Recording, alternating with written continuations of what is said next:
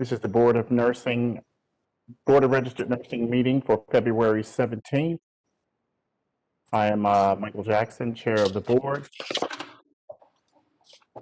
We're going to open the meeting now and call the roll and establish a quorum. Item 1.0. Like I said, I'm Michael Jackson, President of the Board, appointed by the Governor in the faculty role. Ken Marlborough, Public Member, Vice President, appointed by the Senate Rules Committee. Imelda. Good morning, Imelda Ceja-Butquez, Public Member, appointed by the Governor.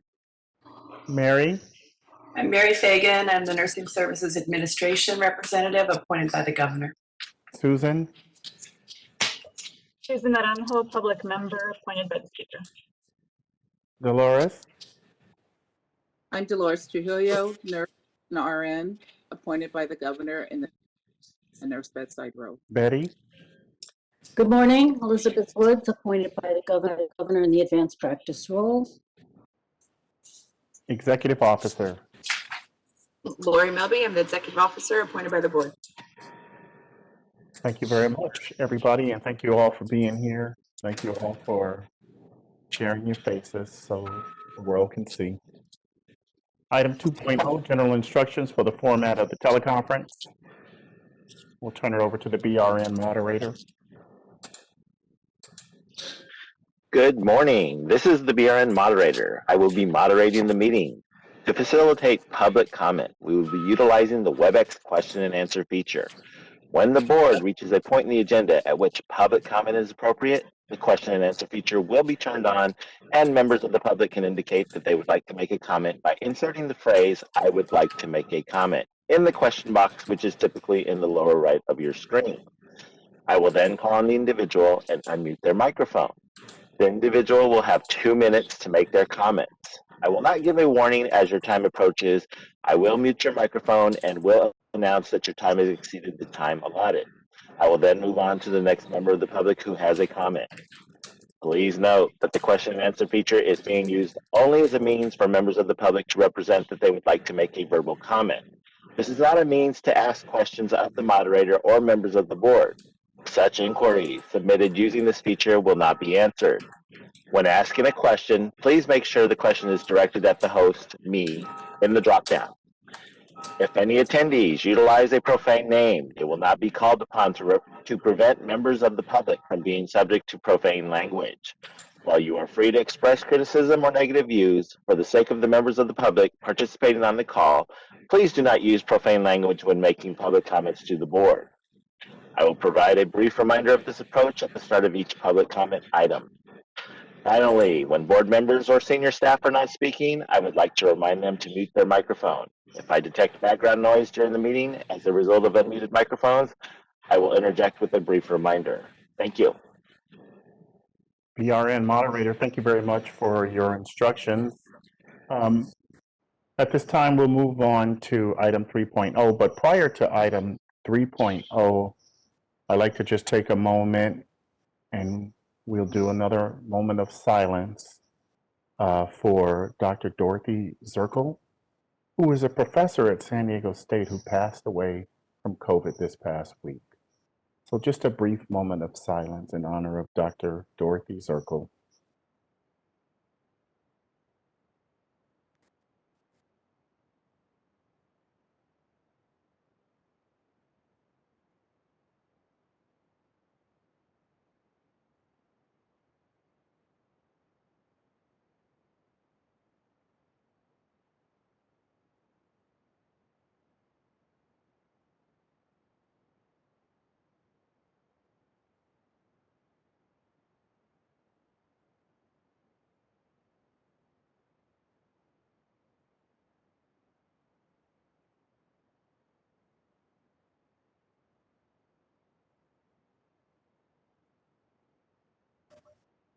Thank you all for that moment of silence, and we wish her family and loved ones a heartfelt condolences from the Board of Nursing.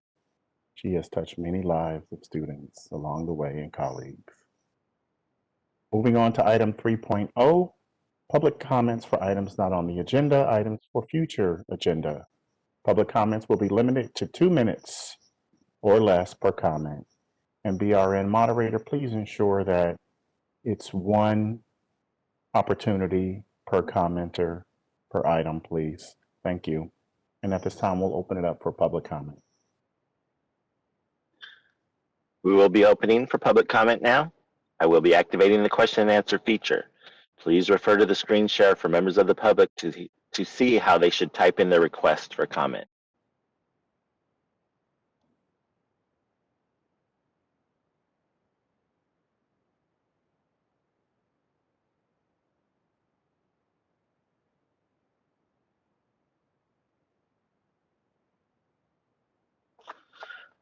I've activated the question and answer feature. Members of the public can indicate that they would like to make a comment by typing into the question box, "I would like to make a comment."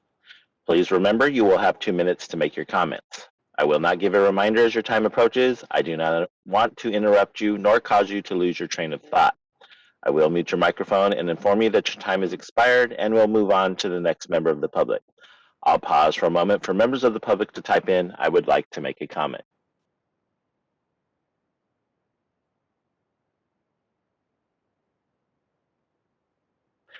Mary Wickman would like to make a comment. 1 second, please.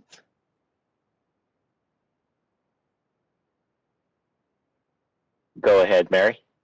My name is Mary Wickman, and I'm speaking on behalf of the Quad Council that consists of CACN, COADN, ACNL, and ANAC. And so we meet regularly. And at our last meeting, there was discussion about vaccine rollouts and noted that many student learners are falling between the cracks. In some communities, they are not getting access when health systems offer them to employees. Schools with a system affiliation are doing better, but many schools are freestanding and are not fitting into any eligibility. I wanted to bring this to the awareness of the board and people that are at the meeting to be aware of that there's many student learners out there who are in need of the vaccine, as well as the experiences that go along with being able to participate in clinical experiences that do require students to have vaccines. Thank you.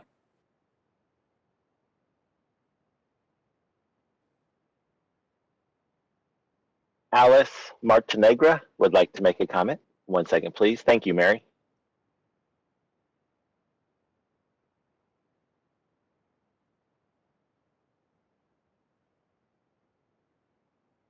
Go ahead, Alice. Hi.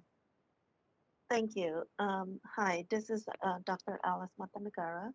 I would like to recognize and share with the board members that one of our nursing directors at Imperial Valley Community College, Dr. Roberta Webster, she had passed a few weeks ago. And so just to let you know that we should have a moment of silence to respect her as well. Thank you. Alice, we recognized Dr. Roberta Webster at the last board meeting last week. And we are very sorry for everyone's loss in Imperial Valley and her loved ones and people that were close to her and her students. Yeah, we shared her last week. Thank you very much.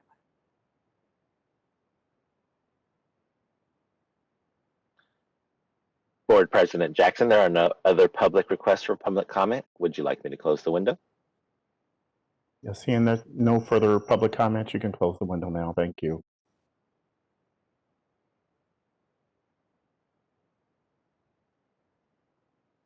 Moving on to item 4.0. This is the Executive Officer Report. Thank you, Michael.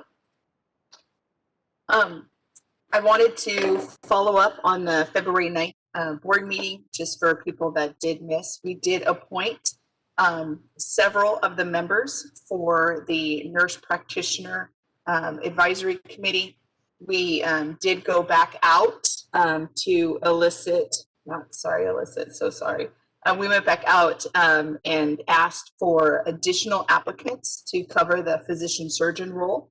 That was the one role that was not appointed. And if there are new applicants, those did it through February 26th at 5 p.m. That is when the posting will close. And then those new applicants for the physician surgeon, as well as all previous applicants, including the previous nominee, will be reevaluated by the committee, both consisting of Michael Jackson and Elizabeth Woods, for a final physician surgeon appointment. Once that decision is made, there will be a 10-day posting period, and we will hold another board meeting for appointing of that member. In the meantime, the letters will go out letting people know that we've received their applications and whether they were appointed or not. And the appointment letters do share the board training that is scheduled for March. And those appointed members can go ahead and sign up for the March training, and they can move forward while we are still looking to fill that physician surgeon role. The hope is that the board training and the new appointment will coincide closely together, so as to not have any delays, and then a committee meeting can be scheduled. Additionally, all members were appointed for the nurse midwife advisory group, and letters will be going out on that as well, letting them know when the board training is in March, and they are encouraged to sign up for that. We do have implementation plans that we will be posting to our website today underneath the meeting materials for Assembly Bill 890, as well as Senate Bill 1237. That shares some of the board process where we did complete that we developed, posted, and received applicants. The committee member selection process went through that. The next step with the advisory committee is the onboarding and training, and then charter review by the board. Then once the charter review, we can go about considering disciplinary action and process review. And then from there, it moves into looking at the transition of practice and meeting with the OPES, which has started. And so there's several things. And so there's 9 individual items and then items listed under that. And so that would give a more of an overview for the public to refer to. So those will be posted today for both Senate Bill 1237 and Assembly Bill 890. I also want to update on the California State Auditor recommendations. We did have an enforcement audit in 2016 where recommendation 7 had previously been deemed as fully implemented. With the investigative report 12020-0027, the whistleblower complaint, it was discovered that number 7 was not fully implemented, and we received 3 recommendations from that.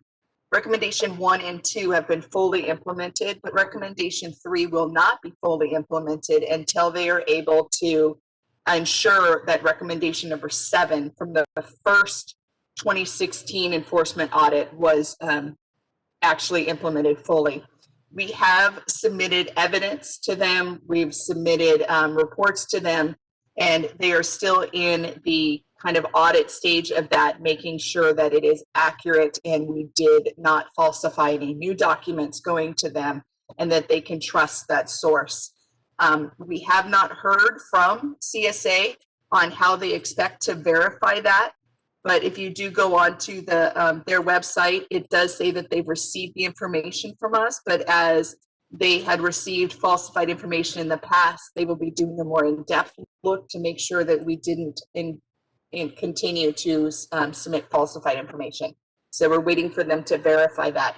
Once they verify that information, we are 100% sure that we will receive a fully implemented on recommendation number 3. The last audit to talk about is the pre-licensure audit, and that's the 2019-120. We've had our 6-month update on that for January. and we received multiple areas of fully implemented. The NECs, our licensing, Chief of Licensing, Macaulay Pusaran, myself, Yvonne Leonard, my Assistant Executive Officer, they've been working so hard on getting all of those implemented in a very timely manner. And I just wanted to thank them for their hard work on that. There's been a lot of changes. Our ELC liaison is keeping up with those and ensuring that those continue to stay implemented. And there's just a lot going on with that. We did start our strategic plan process where we partnered with Solid for the development of that. Our strategic plan right now currently goes through 2021. And so we are working on our strategic plan for 2022 and 2025 with hopes to have it ready and able to be presented to the board by the end of this year. I have great news. I'm very excited to share this. In 2 weeks, we will have a brand new phone system. I have been told that the phone system will be implemented by March 2nd. It is an Amazon-based phone system. Our board ops, Matthew Yates, has been able to test it out, and it's exciting. The first phased-in approach will allow callers to know where they are in queue and their projected wait time as soon as they connect with the BRN. And then the best part that I like on there is that it allows them the option to enter a callback number, so they will no longer have to wait on hold unless they choose to do so. And so they will be able to enter their phone number and walk away from that phone. So I'm very, very excited about that. We are told that it'll be implemented and ready to go on March 2nd. There was talk that it could have been implemented right before the end of the month.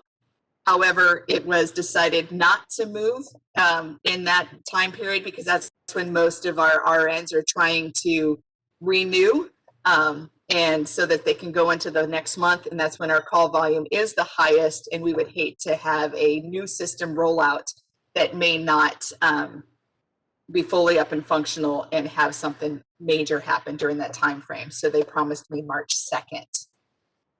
Additionally, we have joined a pilot. It's called the DCA Enlightened License Project. We did volunteer for this, and we are the very first board to undergo this with DCA. It is a group of other EOs and other licensing, chiefs of licensing in the various boards and bureaus who are coming together to look at the BRN's licensing process and see where improvements can be made, share best practices, and really look at what is going on.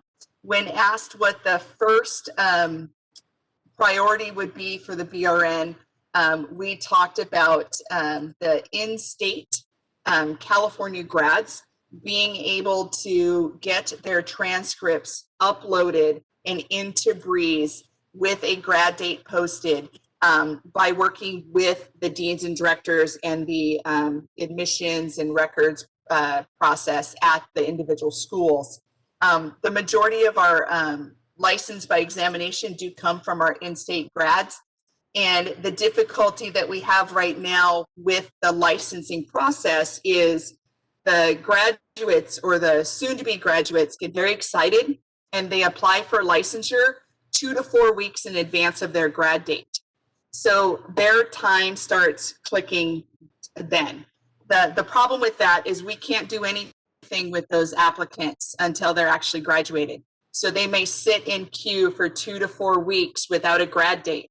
Once we receive the grad date from the program directors, then we at least have that, but now we have to wait for transcripts. And so we have several graduating classes that came as early as November, and we have still yet to receive their transcripts. So we can't verify education, we can't do the process that would give them their HET without their transcripts.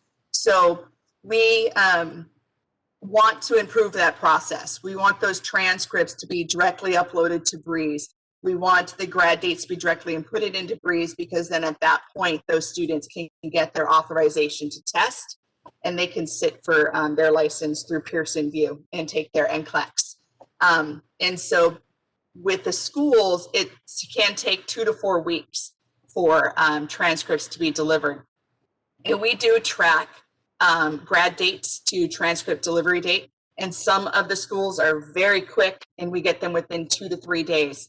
Other schools have other issues that they face with processing, and it can be as late as 4 weeks. So if you look at a student that has applied 4 weeks before graduation and having to wait for transcripts to be received 4 weeks after graduation, that's an 8-week waiting period where we are stuck in a limbo and cannot process their license for to grant them the authorization to test. So that was put out as our #1 priority, and I am excited to begin working on that. We did also hire a BRN IT consultant. It is specifically for BRN. It is not part of our pro rata through DCA. And that IT contract, we are meeting daily, and we are going through with the intention of getting all of our applications online and our payments online, with the ability to submit all documents online as well. So we are excited to see how that works out for us. Right now it is a 1-year contract, and that will focus only on BRN needs versus having to go into the pool to be shared among the other boards and bureaus. We were told that they will do multiple small rollouts. So as one item is completed, they will roll it out versus waiting for an entire project to be. So we're hoping that our stakeholders see those updates coming to them very, very soon. Additionally, I wanted to let everybody know that we are having some nursing education consultants retire. Shelley Ward recently retired at the beginning of January, and we've been noticed that there are potential more retirements coming down.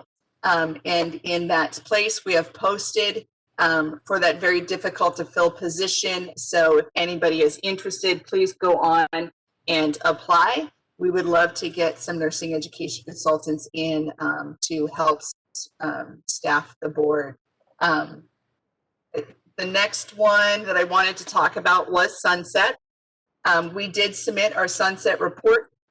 We have been meeting with various people within the legislature and having some discussions around some clarifying questions. And we are waiting for a report to come out, and we still have not received our date for the hearing. Typically, it has occurred in March in years past. And so we are continuing to prep and hope to hear something soon so that we can be ready for the sunset report. So Michael, get ready. You're going to be with me on that one. And then just to address that, one of the public comments coming in, I was going to talk about student vaccinations, and I wanted to make sure that I really highlighted this, that we have at the Board of Registered Nursing worked tirelessly with CDPH. They have supported our student vaccinations in every single way. They've included the students in Tier 1, Phase 1, and students can get vaccinated. We are requesting them to schedule for their health department to bring their badge showing them that they are a student, and then to communicate with us specifically if you're running into health departments that are not allowing this. The scheduling is an online scheduling, and all of the vaccinations deliveries are coordinated through the health department. So please reach out to your local health department and do the online scheduling and bring your student badge. CDPH, who has been pivotal in the rollout of the vaccinations, are supportive of the nursing students becoming fully vaccinated. As I've heard of various students being turned away, when they give me the location, I do reach out to CDPH. I share that. And communication does go out to those vaccination clinics to let them know that students will be part of the Tier 1 Phase 1 and should be vaccinated with all other frontline workers. So if you have specifics, please reach out to me. My contact information is on our website under Executive Leadership and also under Contact Us. And I look forward to hearing from the people that are specifically meeting those resistance so that I can work with CDPH and get you guys some assistance with that. So I wanted to take that update a little bit further than the plan was. The plan was just to talk about the release that we do have under the coronavirus COVID-19 information on our website that does talk about the COVID-19 vaccination and that they are included in phase 1A of the vaccination rollout, and that students and faculty who are going to these facilities to participate in clinical are included and can get vaccinated. One last update is we have seen an increase in fraudulent calls talking about, taking legal actions and such. We do have a notice on our website letting people know that do not fall for that. That is a scam, and it seems to be going rampant. I received actually 2 of those phone calls, one yesterday on my work phone, and one today on my cell phone saying that the BRN is trying to contact me and they're going to take legal action. And so I'm experiencing those fraudulent activities as well. It is a scam. And if you do need to, please email us with the specific information and we will work hard to address that. But just understand that that is happening. We don't know where it's coming from, but we have put the alert on our website for that. And that concludes my report.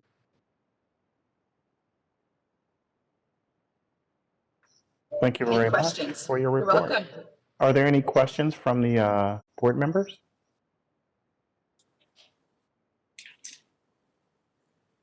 Lori, this is Mary. I want to thank you for that report, and especially the participation and early adoption of being part of the Enlighten the License project. I think that really has some tremendous promise. Do you have any sense of timeline at this point, or is it too early when we might be able to see some changes?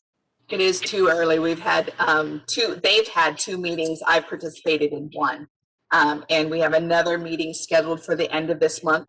And it's really just to discuss some things. And again, it will take IT support. And so I'm very happy.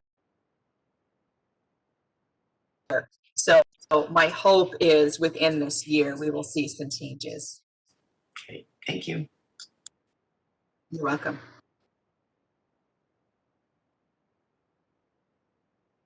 Are there any other questions from the board members?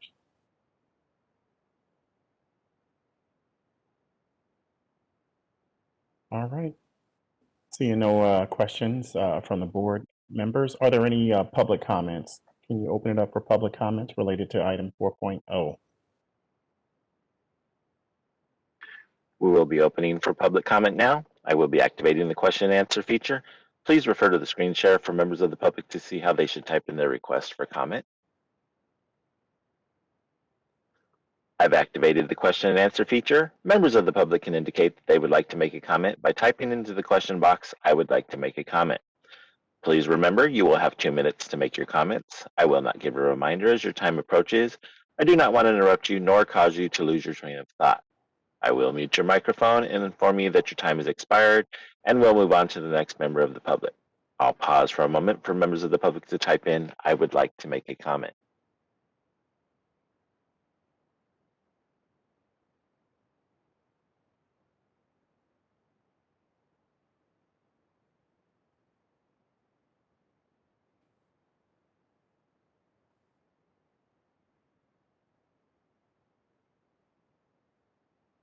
Laura Hamid would like to make a comment. 1 second, please.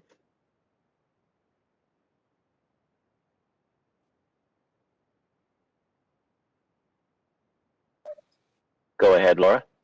Hi, good morning, everyone.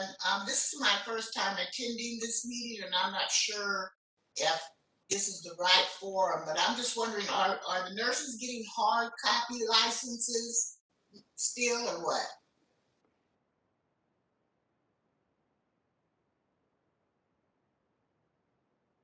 Thank you, Laura.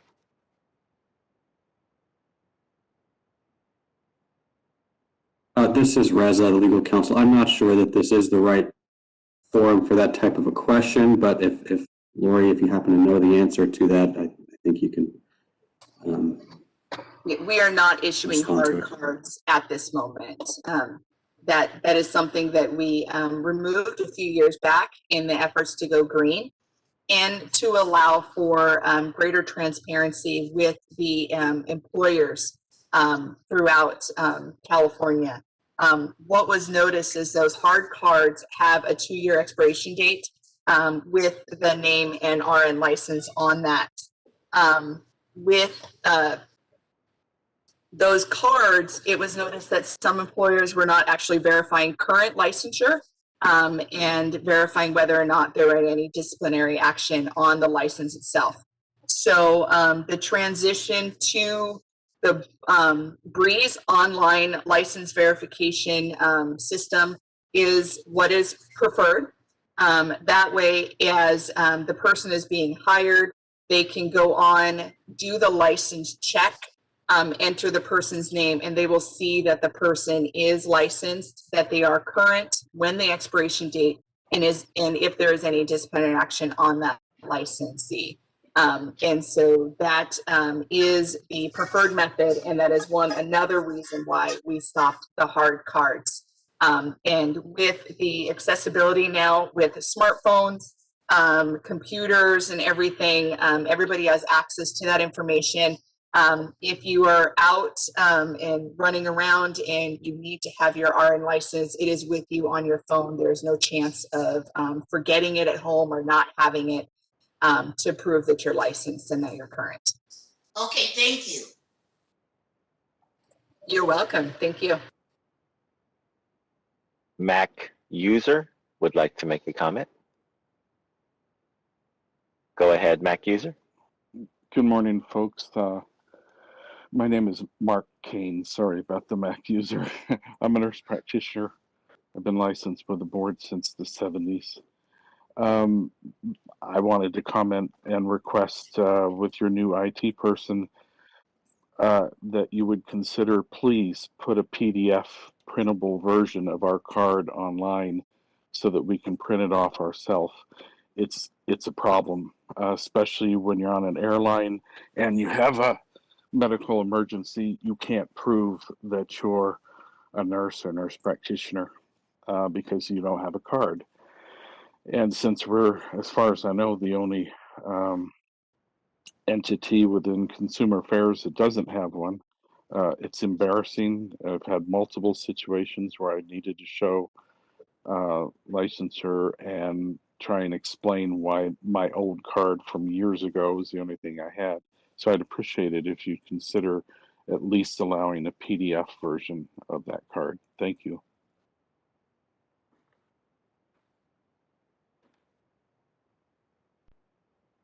Alexandria Griffin would like to make a comment.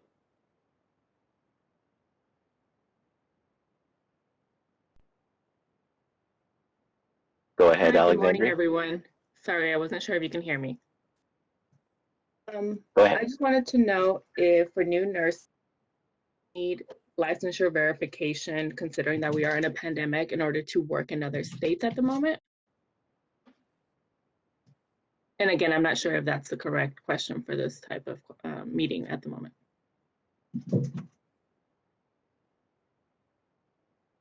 Thank you, Alexandria. T. Carr would like to make a comment. Oh, I'm sorry, T. Card.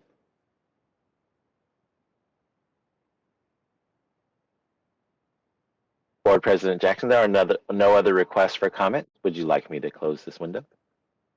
Thank you. You can close the window at this time.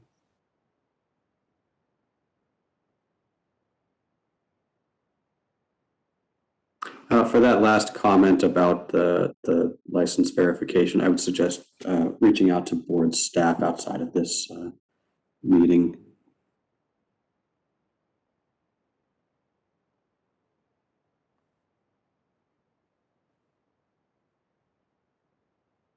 BRN moderator, thank you very much. The window's been closed. We're moving on to item 5.0, review and vote on whether to approve previous minutes. And this is item 5.1, November 18th, 2020. And item 5.2, December 29th, 2020. I'll make a motion that we accept the previous minutes. This is Ken Marlboro. I'll second that. Are there any comments from the board?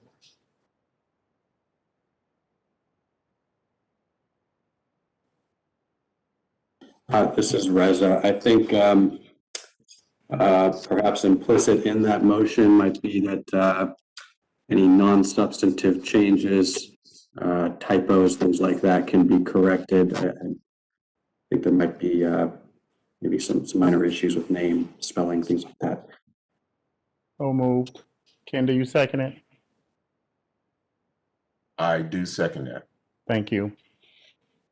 Seeing no other comments from the board members, we can open it up for public comment prior to the vote. We will be opening for public comment now. I will be activating the question and answer feature. Please refer to the screen share for members of the public to see how they should type in their request for comment. I've activated the question and answer feature. Members of the public can indicate that they would like to make a comment by typing into the question box, "I would like to make a comment." Please remember, you will have 2 minutes to make your comments. I will not give a reminder as your time approaches. I do not want to interrupt you nor cause you to lose your train of thought. I will mute your microphone and inform you that your time has expired, and we'll move on to the next member of the public. I'll pause for a moment for members of the public to type in, "I would like to make a comment."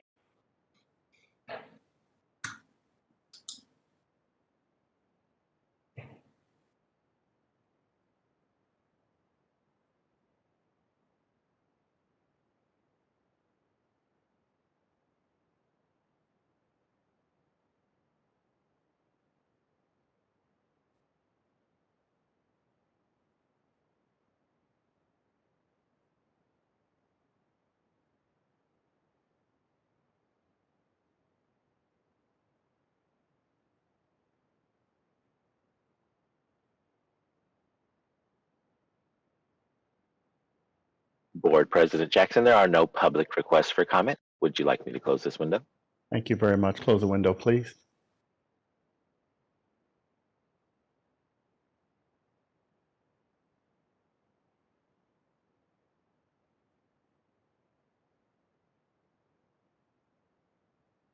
Seeing no further public comments related to this item, item 5.0, which includes 5.1, 5.2, Michael Jackson votes yes. Ken Marlboro, Ken Marlboro votes yes. Mary Fagan, Mary Fagan votes yes. Imelda Seha Buckwitz, Imelda Seha Buckwitz votes yes. Dolores Trujillo,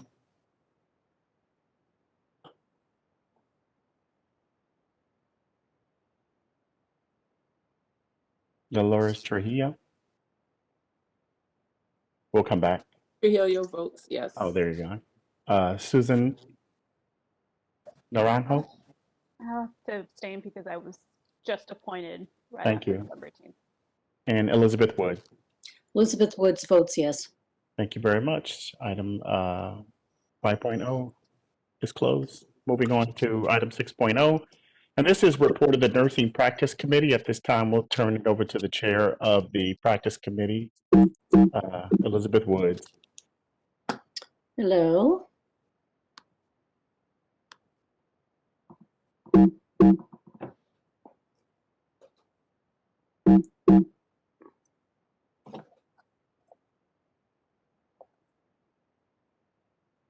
Hello. I'm assuming I'm unmuted. Okay. Oh, we can hear you, Betty. We hear you. Great. I wasn't sure. Just let me get my information up here.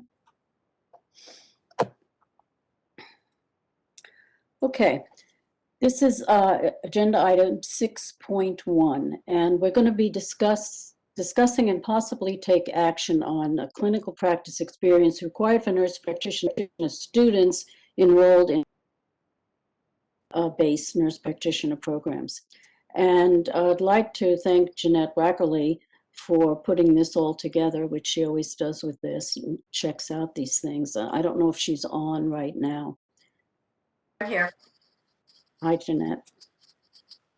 We're going to be looking at 4 universities that are out of state. One is the Advent Health University, and Bradley University, and Grand Canyon University, and University of Pennsylvania.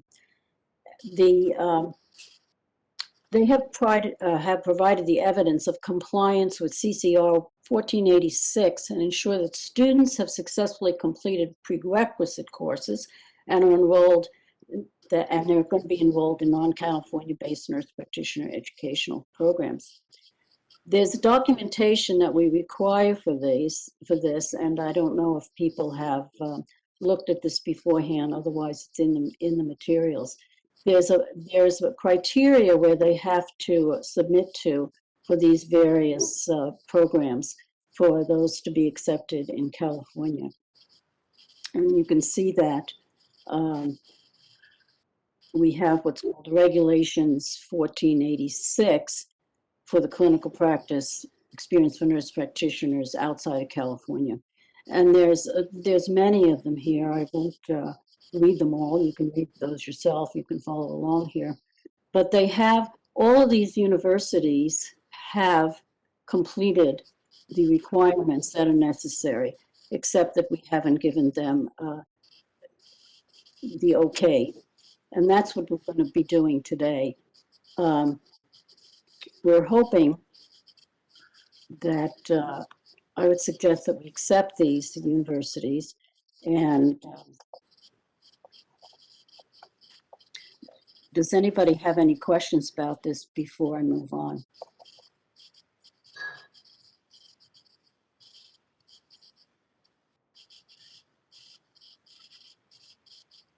I don't have questions, Betty, but this is Lori. I did want to let everybody on the call know that we do have a section on our website that shows the out-of-state nurse practitioner programs that have been approved through this process. And so that if a student is looking to enroll in an out-of-state NP program and they want to know if they can do clinicals in California, there is a list that is being developed as these programs are being approved.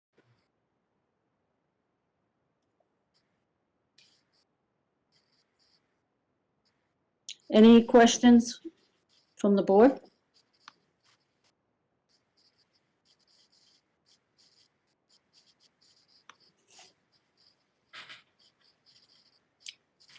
Nobody has any questions? I can open it up for questions then from the audience. Before, can we take a vote? Or take a motion? I make a motion that we accept these. Okay. I second it. We have no questions from the board. We can go to questions from the public, please. We'll be opening for public comment now. I will be activating the question and answer feature. Please refer to the screen share for members of the public to see how they should type in their request for comment. I've activated the question and answer feature. Members of the public can indicate that they would like to make a comment by typing into the question box, "I would like to make a comment." Please remember, you will have 2 minutes to make your comments. I will not give a reminder as your time approaches. I do not want to interrupt you nor cause you to lose your train of thought. I will mute your microphone and inform you that your time has expired, and we'll move on to the next member of the public. I'll pause for a moment for members of the public to type in, "I would like to make a comment."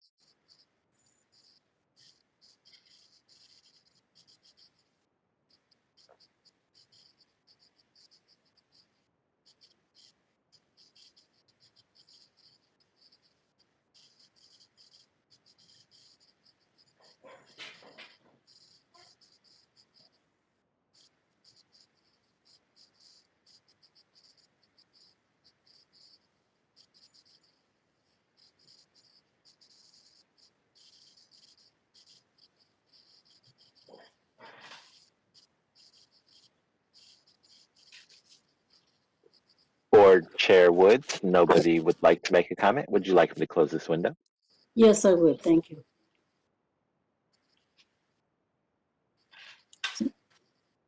since we have no other comments, I will like to take a vote on this. Just to be clear, the universities that we're talking about are Advent Health University in Florida, Bradley University in Illinois, Grand Canyon University in Phoenix, Arizona, and the University of Pennsylvania in Philadelphia.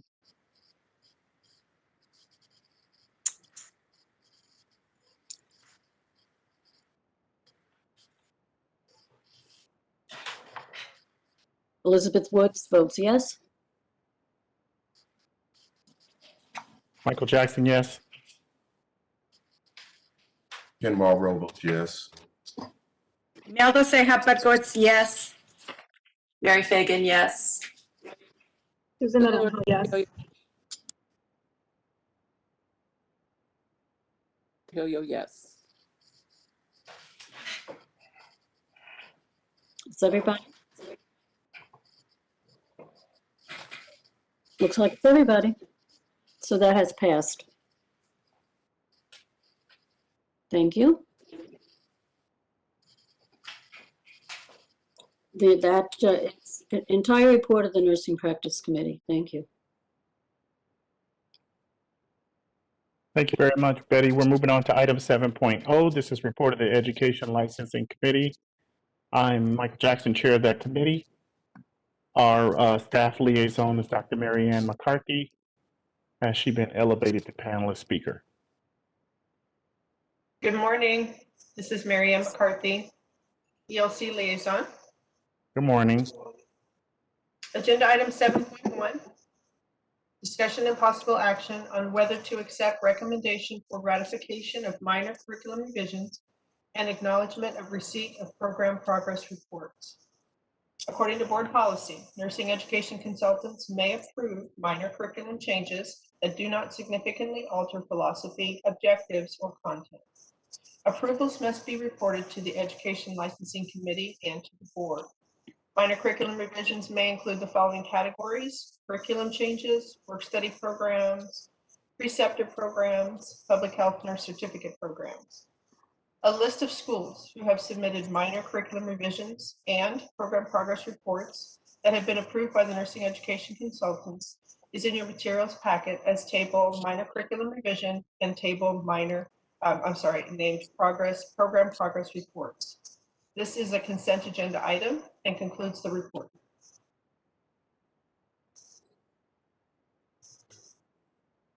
Thank you very much. Item 7.1, I make a recommendation that we accept. Ken Marlboro, I'll second that motion.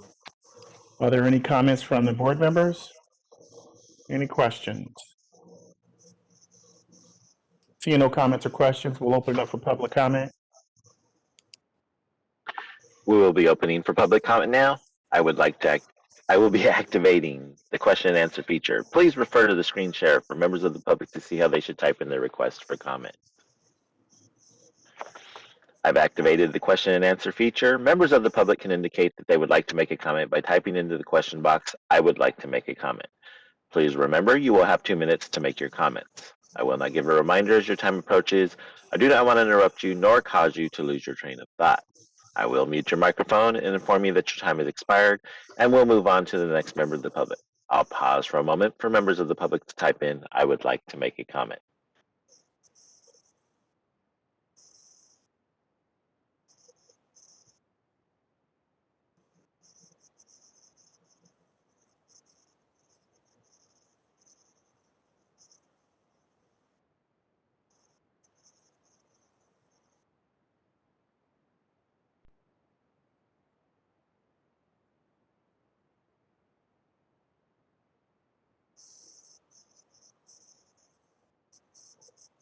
Board President Jackson, there are no public requests for comments. Would you like me to close this window? Yes, please close the window. Item 7.1, Michael Jackson votes yes. Ken? Ken Marlboro votes yes. Mary Fagan? Mary Fagan votes yes. Imelda Seja Butkus? Imelda Seja Butkus votes yes. Dolores Trujillo? Dolores Trujillo votes yes. Susan? Susan Naranjo votes yes. Elizabeth Wood.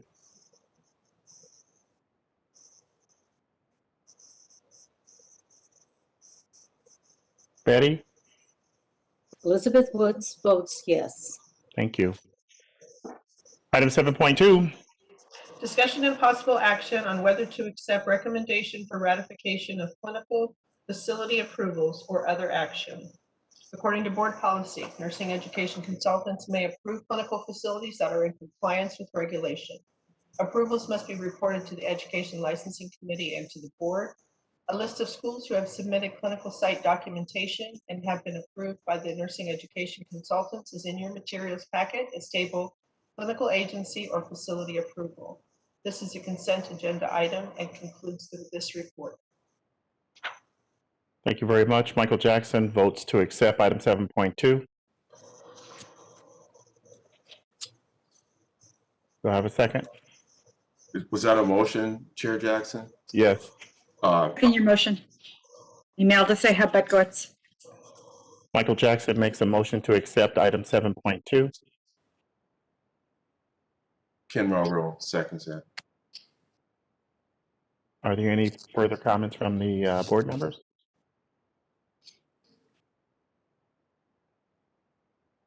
Seeing no further comments from the board members, please open it up for public comment. We will be opening for public comment now. I will be activating the question and answer feature. Please refer to the screen share for members of the public to see how they should type in the request for comment.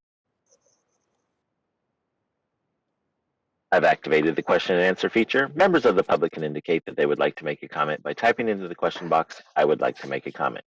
Please remember you will have 2 minutes. I will not give a reminder as your time approaches. I do not want to interrupt you nor cause you to lose your train of thought. I will mute your microphone and inform you that your time has expired, and we'll move on to the next member of the public. I'll pause for a moment for members of the public to type in, "I would like to make a comment."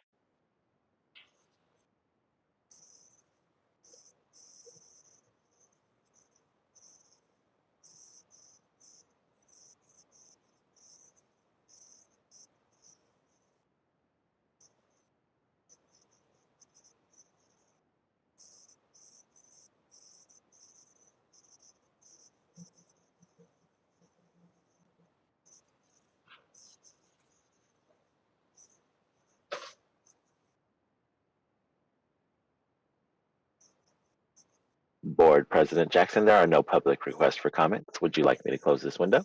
Yes, please close the window. Item 7.2, Michael Jackson votes yes.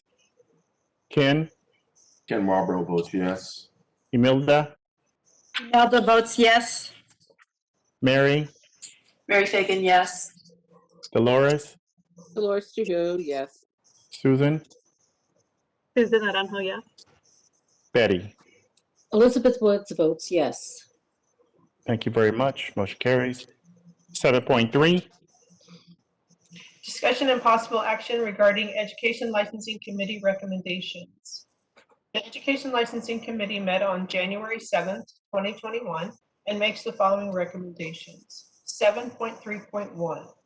Discussion and possible action regarding whether to accept recommendation of continuing approval for other action for approved pre-licensure nursing programs.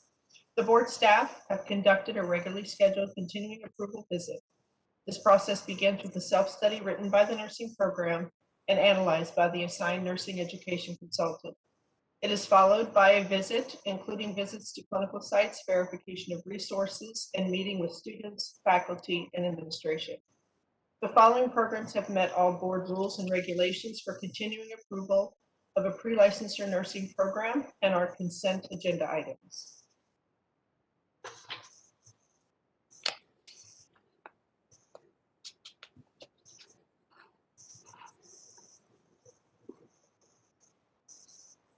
Thank you very much. Item 7.3. I make a motion that we accept. I'll second that motion. Woods. Are there any comments from the board?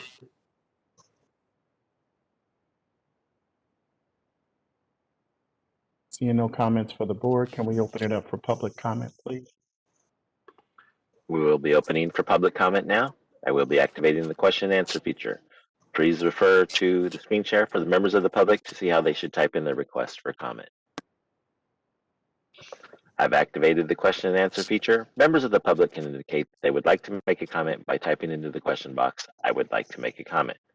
Please remember you will have 2 minutes to make your comments. I will not give a reminder of your time as your time approaches. I do not want to interrupt you nor cause you to lose your train of thought. I will mute your microphone and inform you that your time has expired, and we'll move on to the next member of the public. I'll pause for a moment for members of the public to type in, "I would like to make a comment."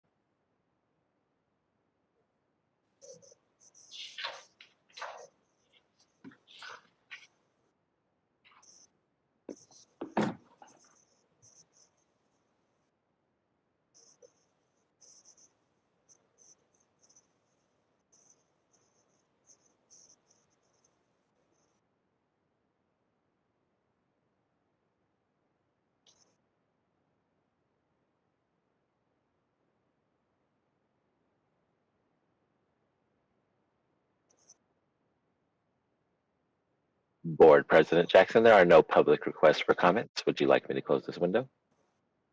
Yes, please. You can close the window now, seeing no further public comment. Michael Jackson votes yes for item 7.3. Point one. Ken, Ken Marlboro votes yes. Imelda, Imelda Seja Butkowitz votes yes. Mary, Mary Fagan, yes. Dolores, Dolores Trujillo, yes. Susan, Susan Naranjo votes yes. Betty. Elizabeth Woods votes yes. Thank you. Agenda item 7.3.2, discussion and possible action regarding whether to accept recommendation of continuing approval or other action for an advanced practice program, Western University of Health Sciences. The BRN staff have conducted a regularly scheduled continuing approval visit for an advanced practice degree nursing program. This process began with a self-study written by the nursing program and analyzed by the assigned nursing education consultant. It was followed by a 2 to 3 day visit, including visits to practicum sites, verifying resources, and meeting with students, faculty, and administration. Western University of Health Science Advanced Practice Nurse Practitioner Program has met all board rules and regulations for continuation of approval of an advanced practice nursing program. This is a consent agenda item. Item 7.3.2, I make a motion that we accept. I'll second. I second. Who was the second?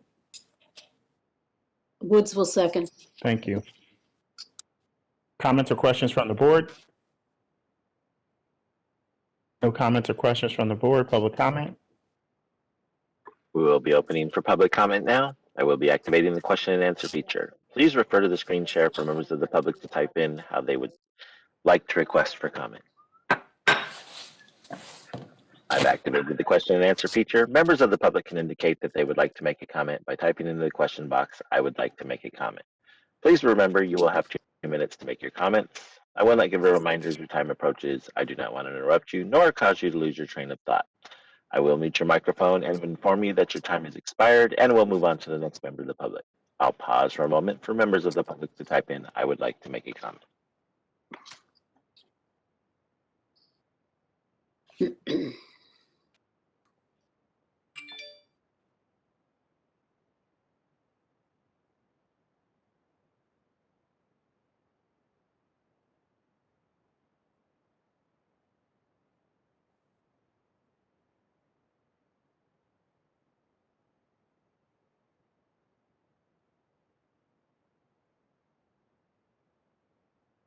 Board President Jackson, there are no public requests for comments. Would you like me to close this window? Yes, please close the window. Item 7.3.2, Michael Jackson votes yes. Ken, Ken Marlboro votes yes. Imelda, Imelda Seja Butkowitz, yes. Mary, Mary Fagan, yes. Dolores, Dolores votes yes. Susan, Susan Naranjo votes yes. and Betty. Woods votes yes. Thank you. Agenda item 7.3.3, discussion and possible action regarding whether to accept recommendation of approval or other action regarding nursing program unit adjustment or other changes. These are major curriculum revisions with no enrollment increase. The BRN staff have evaluated the major curriculum revision requests. The following nursing programs have met all board rules and regulations for a major curriculum revision without enrollment increase for a pre-licensure nursing program and are consent agenda items.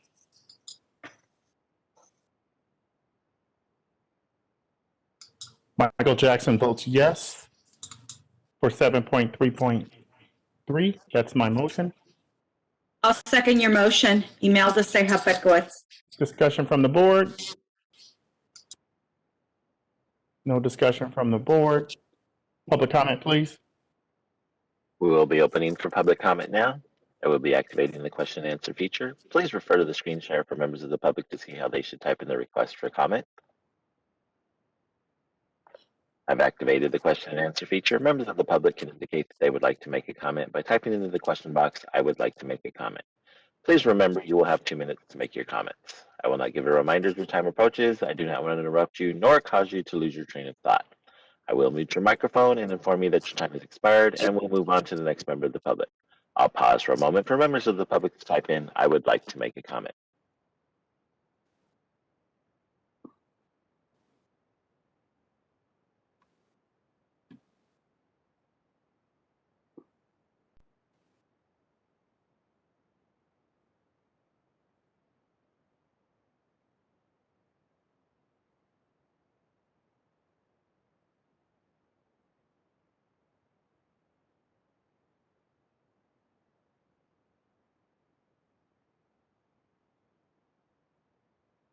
Board President Jackson, there are no public requests for comments. Would you like me to close this window?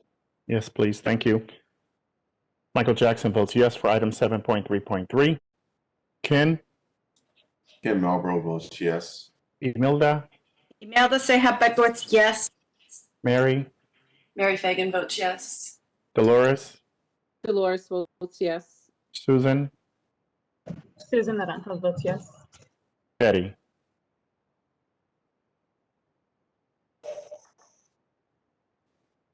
Woods, yes. Thank you.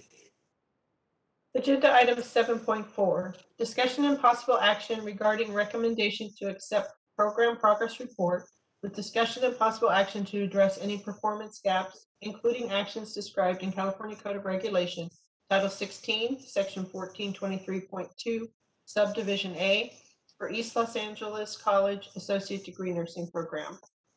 I am the nursing education consultant for East Los Angeles College, and I will be pursuing this program. Joining me on the line will be Dr. Christine Chandler, the program director, Dr. Kendra Madrid, the dean, and Dr. Armida Ornelas, the vice president.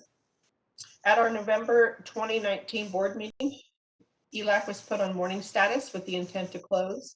They are required to report at each ELC and board meeting. Reports for this meeting were submitted from the nursing program. The report is included in your packet. In the agenda item summary, I stated my current concerns as the nursing education consultant at ELAC. The nursing program appears to want to run in independent of the college, which is a significant problem. I have requested that the internal issues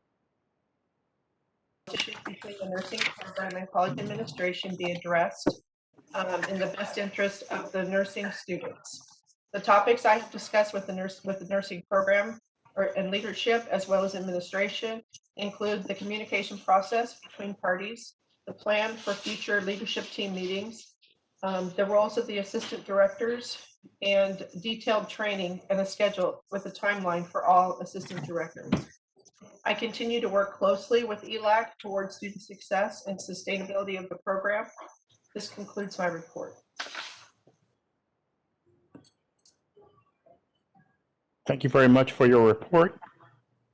Are there any comments from the committee members?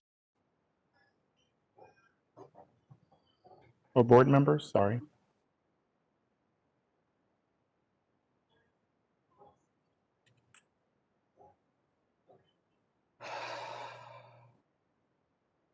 I make a recommendation that we accept the program's progress report.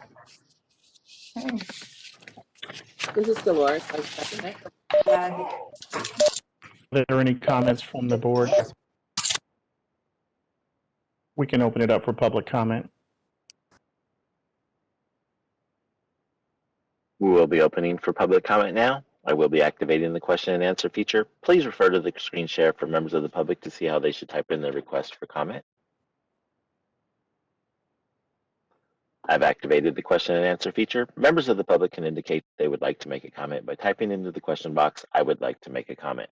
Please remember, you will have 2 minutes to make your comments. I will not give a reminder of as your time approaches. I do not want to interrupt you nor cause you to lose your train of thought.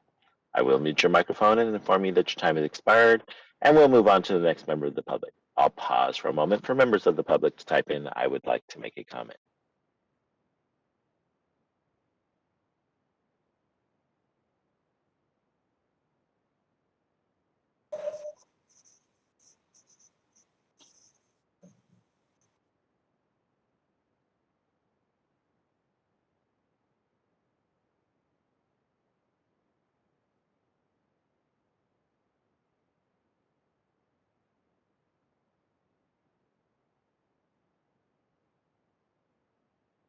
Board President Jackson, there are no public requests for comments. Would you like me to close this window?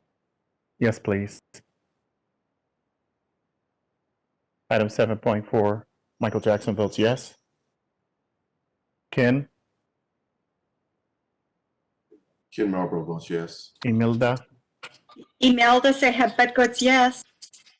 Mary, Mary Fagan, yes. Dolores, Dolores Trujillo, yes. Susan, Susan Naranjo, yes. Betty. Woods, yes. Thank you. Agenda item 7.5.1, discussion and possible action regarding the recommendation to accept feasibility study for a new pre-licensure nursing program. Palo Verde College Associate Degree Nursing Program. This program will be presented by Badri Caraway, Supervising Nursing Education Consultant. Good morning. Thank you, Badri. Thank you. This is Badri Caraway, Supervising Nursing Education Consultant. To the line with me is Dr. Alice Martinevera. She is representing Palo Verde College and submitted a feasibility study seeking approval to offer a new associate degree nursing program. Palo Verde College is a California community college founded in September 15, 1947 on the site of the former Morton Air Academy, Hawaii, California. In 1998, the college district expanded to the eastern end of the San Bernardino County, Hawaii, and the city of Needles. The students that are going to attend this, attending the Palo Verde College main campuses and Needles are mainly from the community of Hawaii and the 2 state prisons near the main campus, as well as Needles. The 2019-2020 total student population for both the Hawaii and the Needle campus is 11,640. Currently, the licensed vocational nursing program at the PVC main campus it has total of 15 students.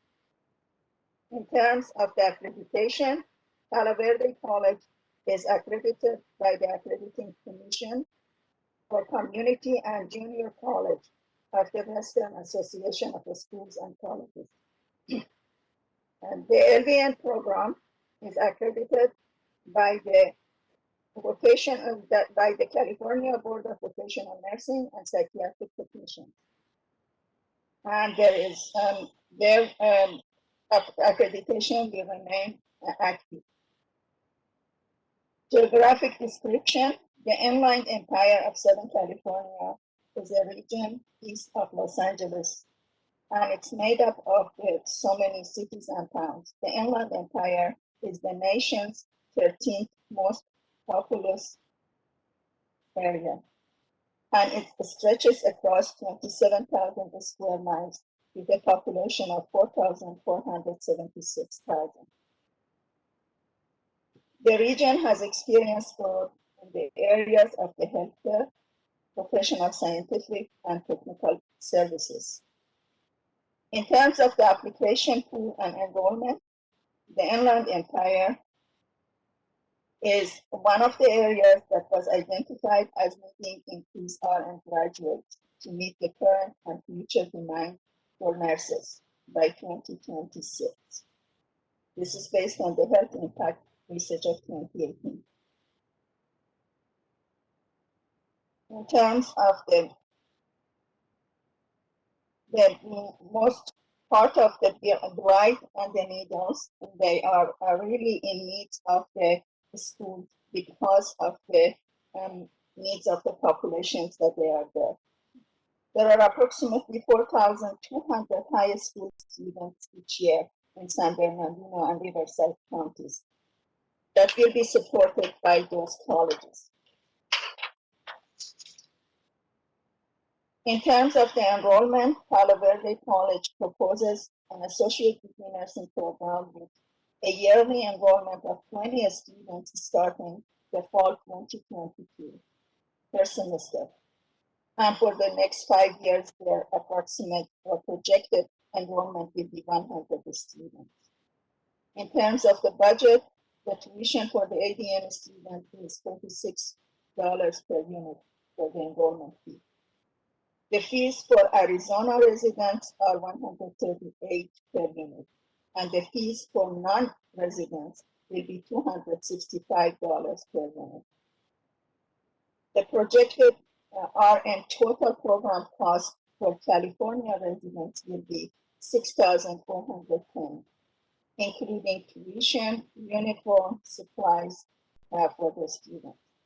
And the students are eligible for California Board of Governors tuition waiver. A scholarship will be offered through the PVC Foundation, financial aid, and employer-based tuition reimbursement program.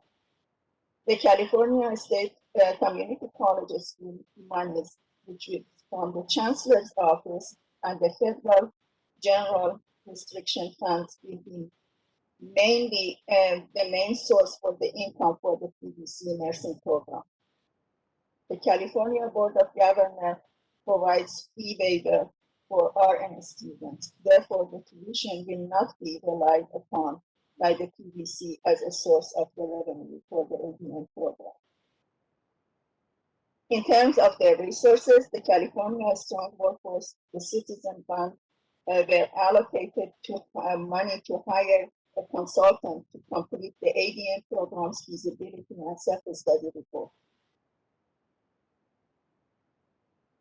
Upon the BRN approval, the proposed ADN program will initially hire a program director, 2 full-time faculty in every year, and then 2 full-time faculty and 1 to 2 adjunct faculty in the year 2. The student resources include library, a skills lab, high fidelity simulation lab classroom with the 36 maximum room capacity. Building mall with a student study and resource center, faculty offices and lounge, and auditorium with approximately 200 maximum room capacity, 7 additional classrooms, 3 computer labs, a conference room, and other resources will be available. These resources, existing resources and equipment and supplies will be shared between the LVN and the ADN programs. In terms of the curriculum, the proposed curriculum will consist of 85 total graduate units. It's 18 weeks semester credits, and the curriculum includes 45 units of the art and science of the nursing, 25 units consist of theory, and 20 units of clinical practice, 24 units of science, and 6 units of communication. And the forms has been submitted and it's in your reference. In terms of the clinical side, Palo Verde College has secured certain clinical affiliation agreements and also signed and completed the required forms. All submitted documents have been reviewed and meet the BRN regulatory requirements. They are available in your program reference file. This concludes my report. Thank you.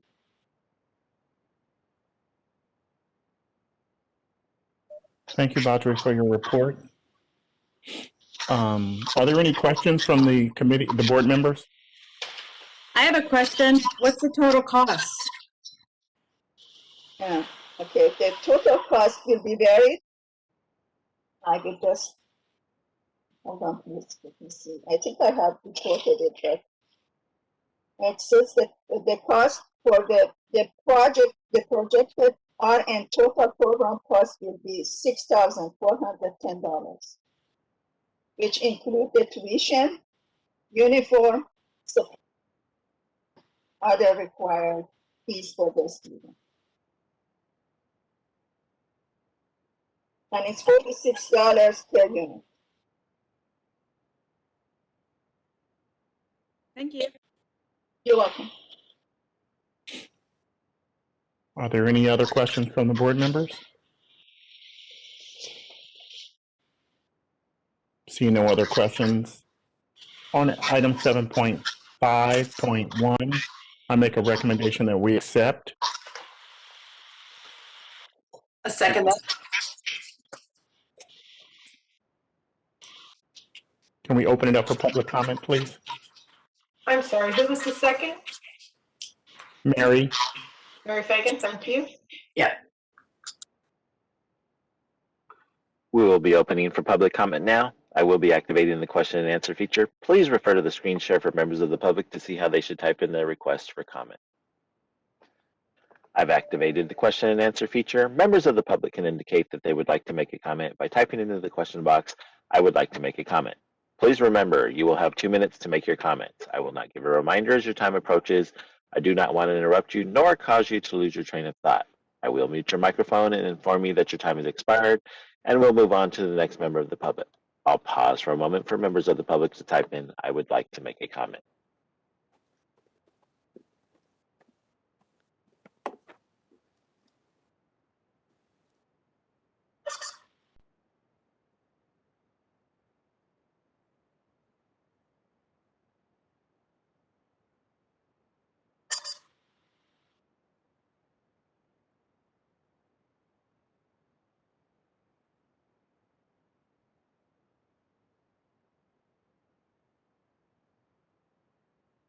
Board President Jackson.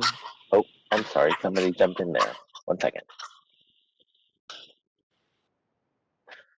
Alice Martinegro would like to make a comment. Alice, you've been unmuted. Go ahead.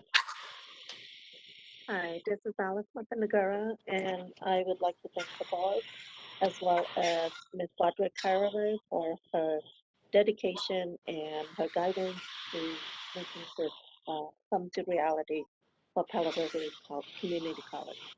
Thank you.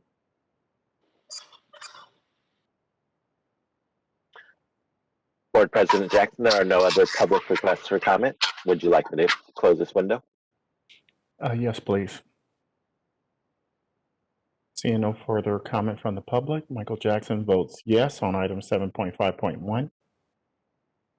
Ken? Ken Marlborough votes yes. Imelda? Imelda Sehabad votes yes. Mary? Mary Fagan, yes. Dolores? Dolores Trujillo, yes. Susan? Susan Naranjo, yes. Elizabeth? Elizabeth Woods, yes. Thank you. Agenda item 7.5.2, discussion and possible action regarding recommendation to accept feasibility study for a new pre-licensure nursing program. Tirshai Chris College, Associate Degree Nursing Program. This college will be presented by Badri Caraway, Supervising Nursing Education Consultant. Thank you. Good morning.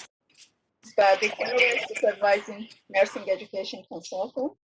And on the line with me is Dr. Diane Sherman, who is the interim director and presenting on behalf of the Sherry Sai Kirsch Institute, SSKI, submitting a feasibility study seeking approval to offer a new associate degree nursing program. The proposed SSKI is located at 12363 Beach Boulevard, Suite 14, Stanton, California.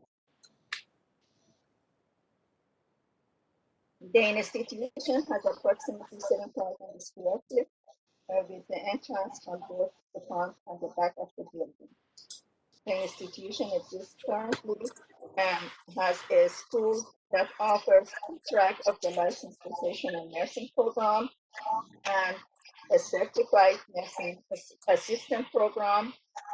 And also in the new part of the institution has been founded in 2012 by Ms.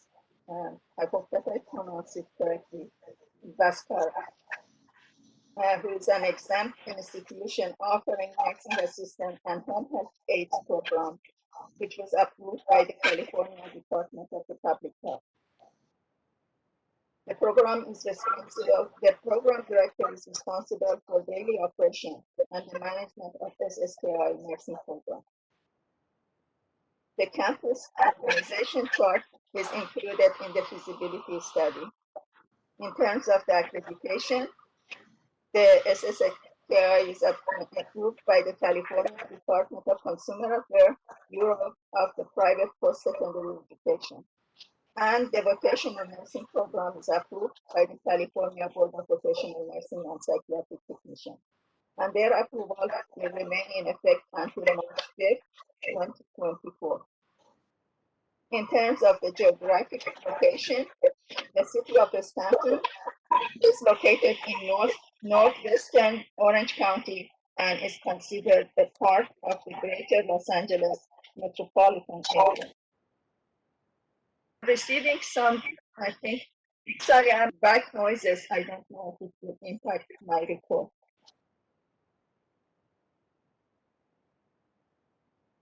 The estimated population of Stanton is estimated at more than 39,000, giving it a density of about 12,000 population per square mile. The per capita income of the individual was 23,400, with less than 20% having a college education, 44% foreign born, and with over 69% of individuals speaking a language in their home other than English.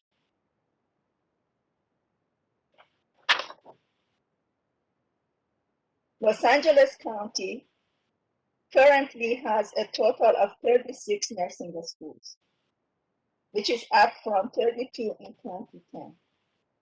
In 2019, 13,346 qualified applicants were received by these programs, and 6,223, almost 53.4%, were enrolled. That's the BRN annual report of 2020. Applicants received for 2018-2019 were 188, with 100 means 53.2% of them being admitted to the nursing programs. The Regional Nursing Summit Summary Reports of 2018 identified the greater Los Angeles region to face a large surplus of the RNs with the projected new graduates growth much higher than needed. In terms of the program description, the proposed program is a 5-semester associate degree nursing programs,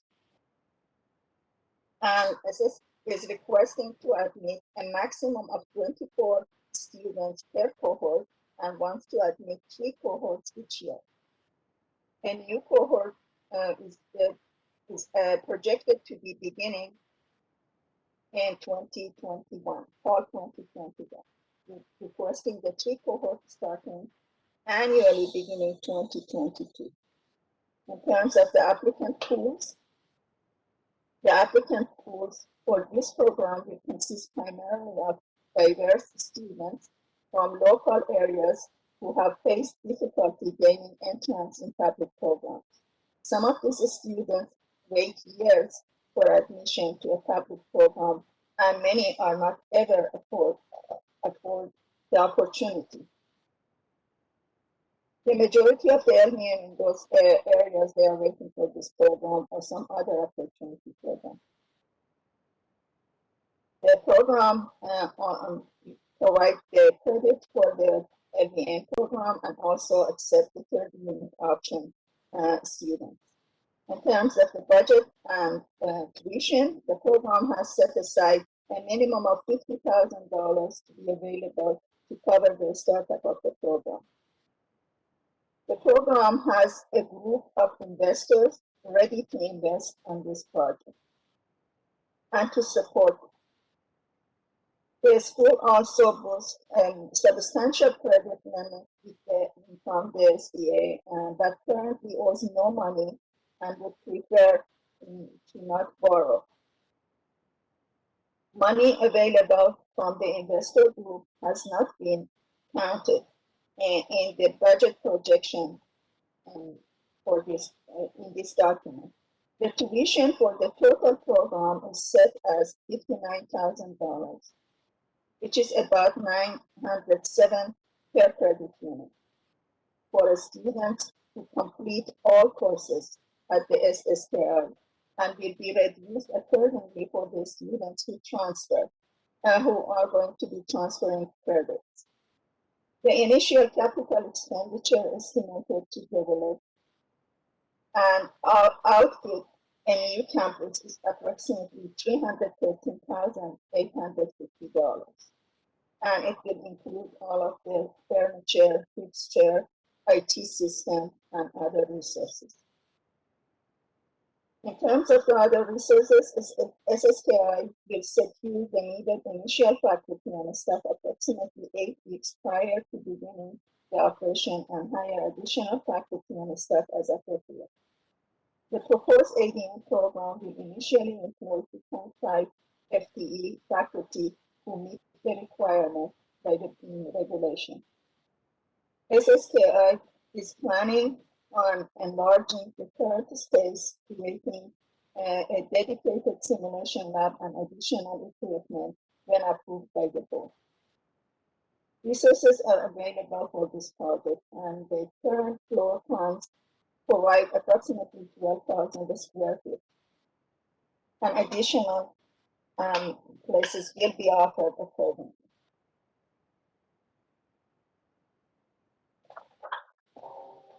The nursing curriculum is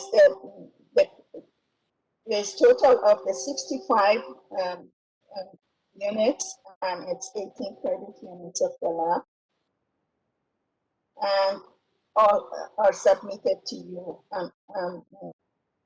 in the form of the EDBP 05 and 06. In terms of the clinical site, currently they have obtained the clinical site for each specialty area and will continuously evaluate the clinical placement for the students. They have submitted 10 verification of the facilities, which was included in the package I have provided. In terms of their success in their LVN program, the pass rate in 2015-2016 was 88%, and then from 2016 to 2019, it has been 100% each year. All of the documents that I have reviewed this meeting, the BRN board rules and regulations, and that will conclude my report to you. Thank you.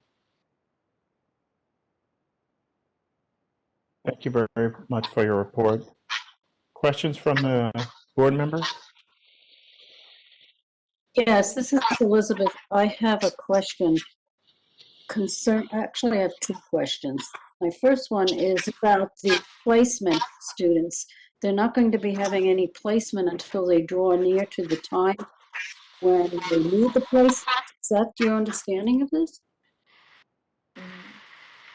I'm sorry if you clarify that one. Right now, they have LVN students that they are using and utilizing the same clinical places, and they can offer them the same placement for their students for their LVN. Is this what you were referring to? I'm not clear.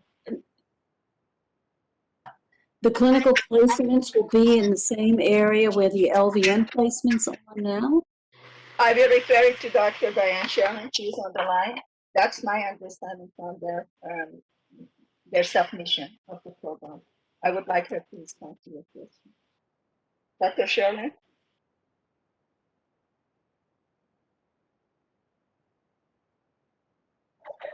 Hi there. Can you hear me? Yes. Okay.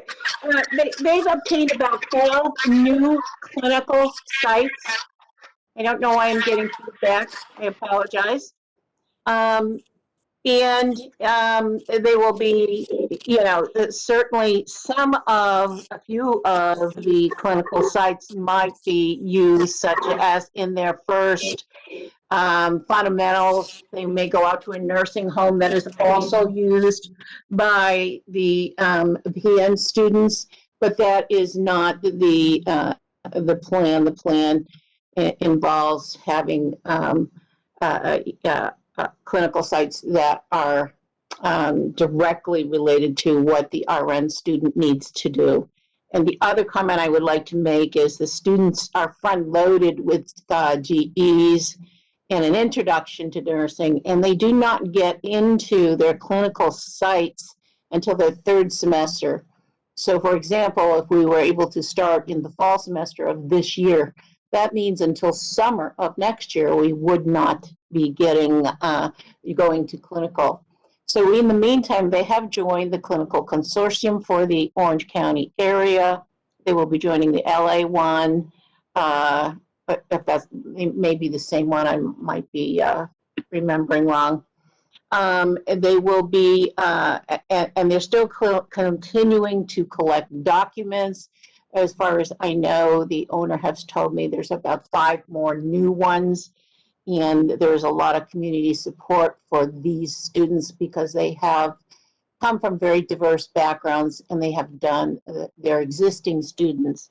The nursing assistant students are graduating in the 90s percentage, sometimes quite high in the 90 percentage, and the PN students in the 100% for the last 3 years. And there is a good demand for them because they're diverse, and the clinical agencies, like the graduates, like to hire the graduates and are saying to the school, you should open, another program. So that's what they've decided to do. This was a lifelong dream to serve students that can't necessarily get into the public programs, or who may wait years just to be told that their health sciences, their AMP and those kind of things have expired. And okay, so now you've waited 5 years and you've got to start over. So that was to help this.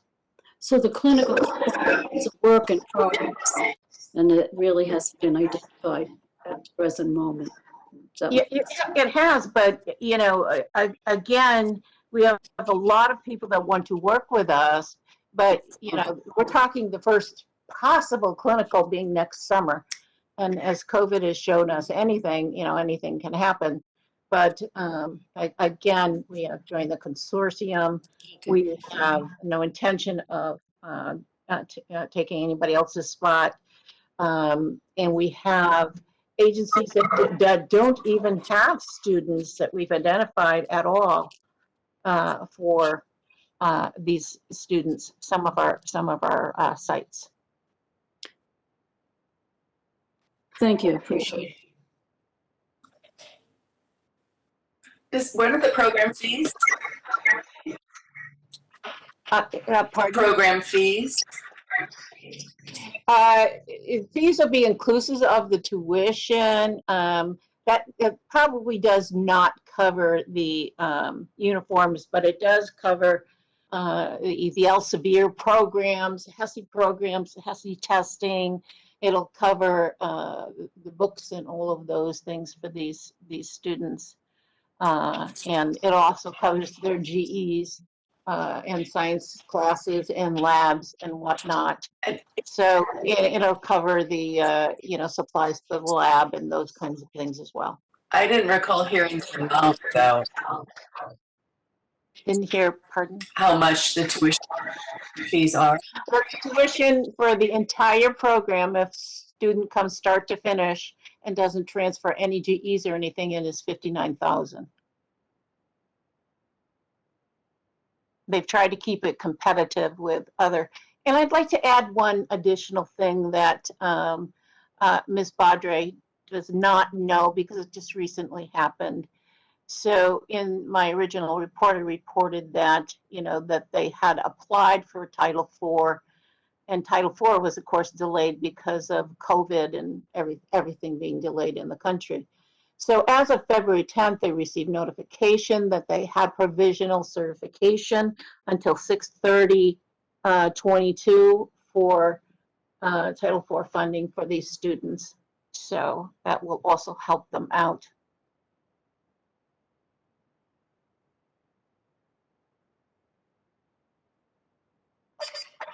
Are there any other questions from the board members?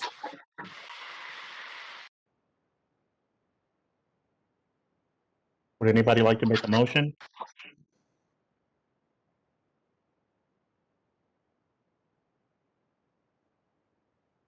Then I'll make a motion. Item 7.5.2, I make a motion that we accept. Skip Marlboro, I'll second. Any further discussion from the board members?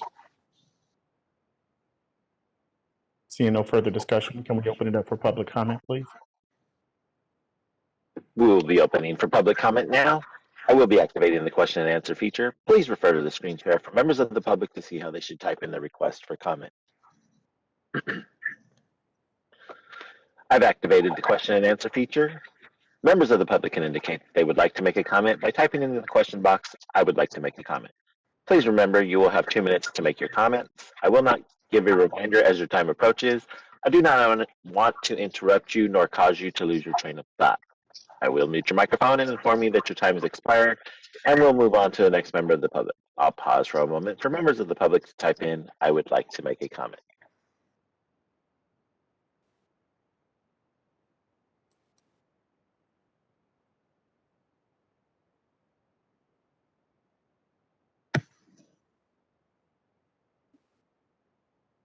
Dr. Christine Chandler would like to make a comment. 1 second, please.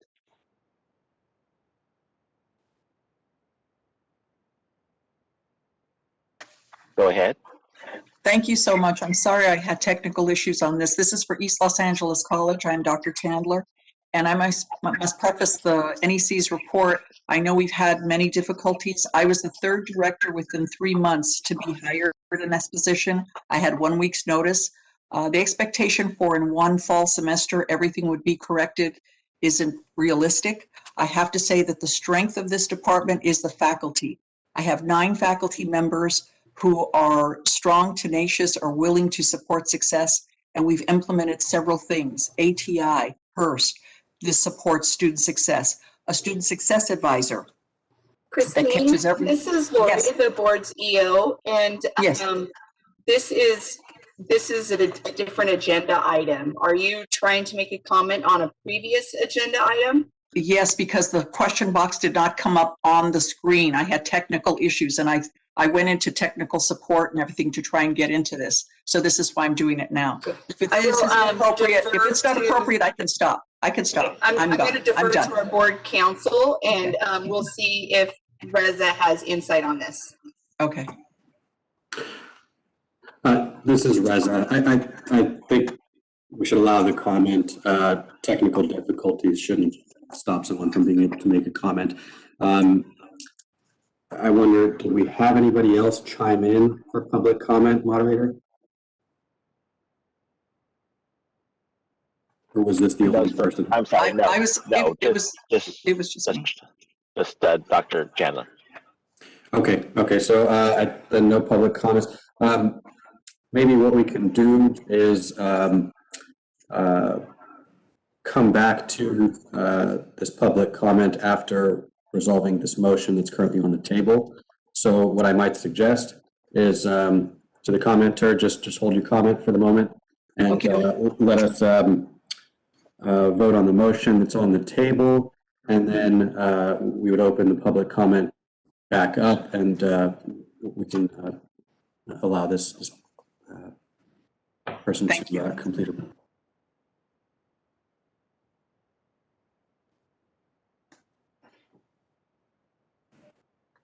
So it sounded like there was no other public comment for the. There's one more. Yes, sir. There's one more person in the box. Yep, sorry. Vijay Kamari Bhaskar would like to make a comment. 1 second, please.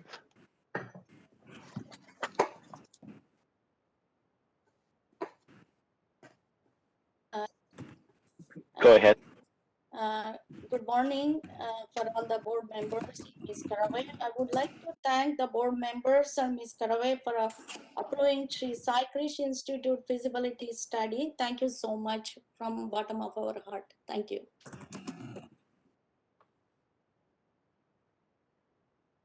Okay, that was the final one. Okay, we can close the window now.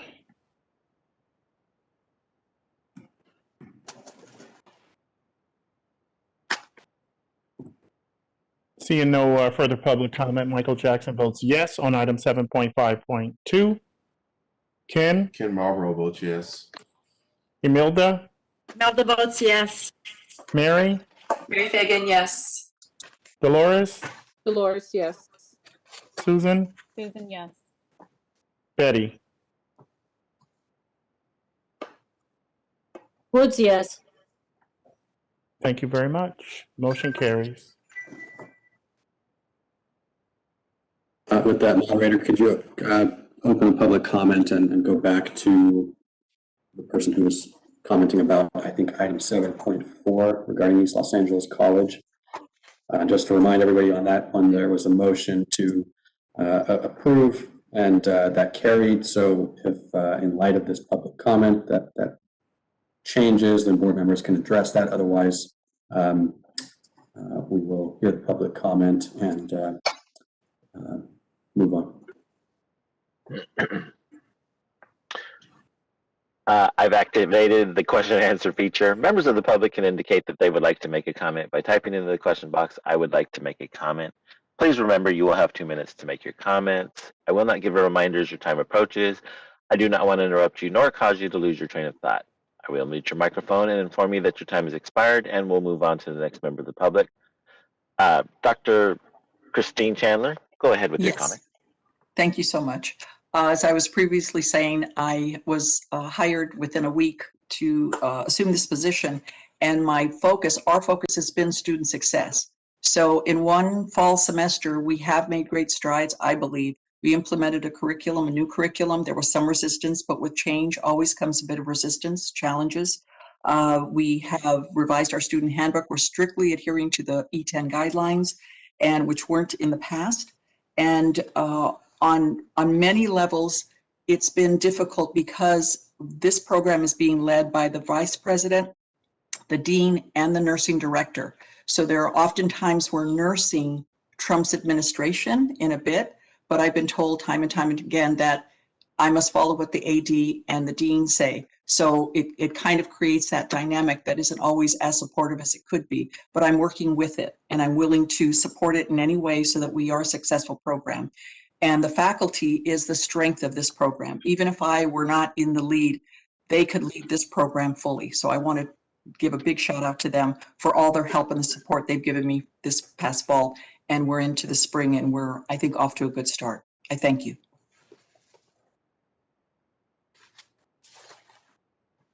Board Chair, there are no other public requests for comment. Would you like me to close this window? Yes, please close the window.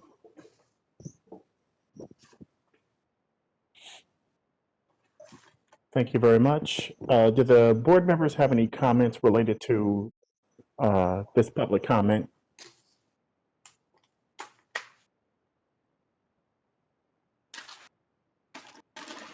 Seeing no board member comments, we'll move on to item 7.6.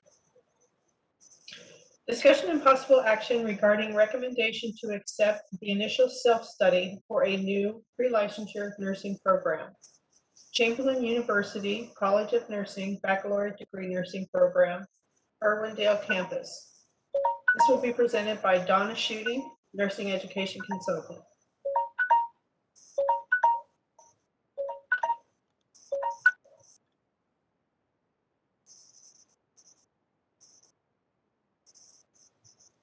Donna, are you there? Yes. Thank you. Go ahead. Can you hear me? Okay. Yes. I am Dr. Donna Schutte, the assigned NEC to Chamberlain University, College of Nursing Baccalaureate Degree Nursing Program, Irwindale. And joining me on the line is Dr. Diane Morey, the campus president and program director. The feasibility study for the Irwindale program was accepted by the board on November 14th, 2019, with an enrollment pattern of 40 students 3 times a year, January, May, and September, with an annual enrollment of 120 students and program start date of May 2021. On December 1st, 2020, I and Baudry Caraway, supervising NEC, school visit, okay, and it was done virtually. The program was found to be in compliance with all board rules and regulations, with the campus ready to receive students. There are 16 clinical placements and contracts with the EDP P18's clinical facility authorization forms in place. The 5-year EDP P11 nursing curriculum and clinical facility form maps the faculty hiring with adequate clinical placements for the students to progress in the program identified. The estimated cost for the 126 credit hour program, which is CCNE accredited through 2024, is $97,675 to $100,605. This concludes my report. Dr. Morey is available to answer any questions, and she welcomes the opportunity to address the board. So this is Diane Morey. Are you able to hear me? Yes, we can. Thank you. I just want to thank the board for hearing our presentation that Dr. Schutte has provided today that revealed that our program is in full compliance. Certainly, I would also like to thank Dr. Schutte and additionally Baudry Caraway for their assistance in the entire process, which has led us to being here today. As Dr. Schutte said, I'm happy to answer any questions, and I appreciate your consideration.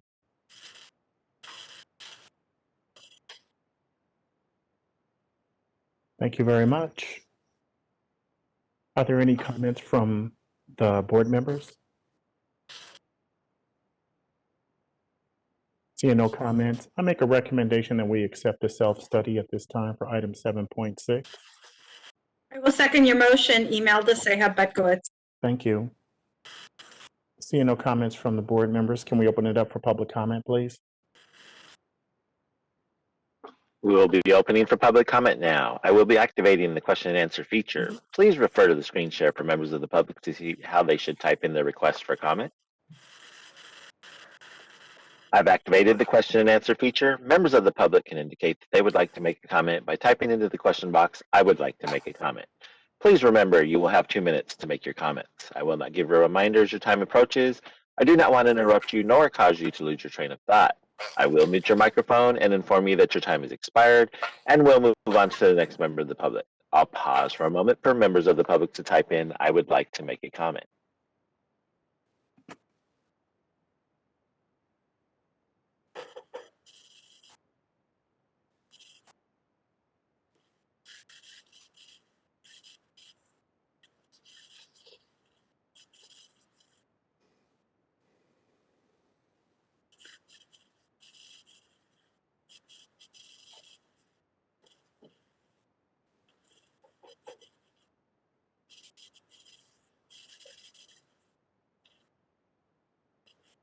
Board President Jackson, there are no public requests for comment. Would you like me to close this window?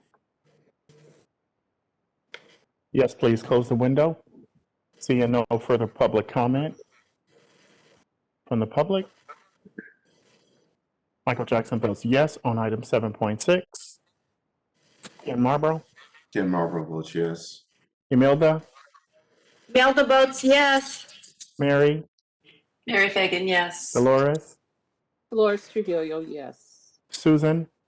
Susan, yes. And then Betty? Woods, yes. Thank you. Thank you. Agenda item 7.7, Discussion and possible action regarding recommendation to accept changes to an approved program. 7.7.1 Charles Drew University entry-level master's degree nursing program. This is a major curriculum revision with an enrollment increase.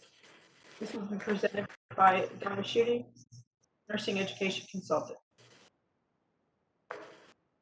This is Donna Schutte, the NEC for Charles Drew University Mervyn and Dymally School of Nursing entry-level nursing program. And joining me on the line are Dr. Diane Breckenridge, past Dean and Program Director and currently the Special Assistant to the Provost, and Dr. Mickey Schruger, the Program Director. The program is requesting reinstatement of their originally approved enrollment pattern of 40 students twice a year, fall and spring, beginning spring 2021. Current enrollment pattern is 30 students twice a year. Requested increase is for 10 students twice a year, so 20 students annually. The agenda item summary addresses the history behind this request. The program was placed on warning status June 2016 with a one-time enrollment of 20 students due to low NCLEX pass rates. With the NCLEX pass rates increasing to 84.62%, the program was granted continuing approval with an enrollment pattern of 30 students twice a year on November 9th, 2017. And since then, the NCLEX pass rates have continued to trend upward. For the 2019-2020 academic year, it is 91.43%. The program attrition rate for 2018-2019 was 10.7%. The program has submitted the supporting documentation to demonstrate the meeting of the requirements that were identified during the November 1st, 2019 continuing approval visit for full enrollment reinstatement. See attachment 1. The program is located in South Central Los Angeles and serves South Los Angeles and surrounding areas. The area is designated by OSHPD as far back as June or as recent as June 2020 as a RN shortage area of high severity. CDU is also designated an historically Black graduate institution and an Hispanic serving institution. On file with the BRN is the EDP P11 Nursing Curriculum and Clinical Facility Form that maps faculty and adequate clinical placements for 2021 and 2022. The 81-unit program is CCNE accredited through 2027. The program cost per student is $91,200. Grant funding is available for qualified students. And this concludes my report. Dr. Breckenridge and Dr. Schruger are here to answer any questions you may have. Well, thank you very much, Dr. Schutte. And sure. I'm Dr. Diane Breckenridge, and I want to commend Charles R. Drew University for making sure we keep consistency and efficiency, and we keep our focus on our students at Mervyn M. Dymally School of Nursing and the entire Charles R. Drew University. So with me is also Dr. Schutte, is with me, obviously, but Dr. Schruger as the director, and we can answer any questions. We want to thank the Licensing and Education Committee led by Mr. Jackson, as well as we want to definitely thank Dr. Schutte. So thank you.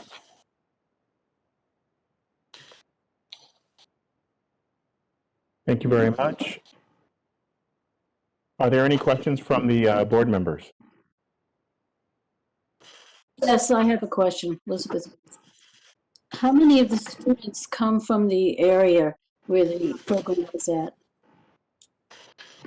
Yes, being the dean from 2018 through now and transition into the provost office, still reporting to the provost, we are very committed to the community.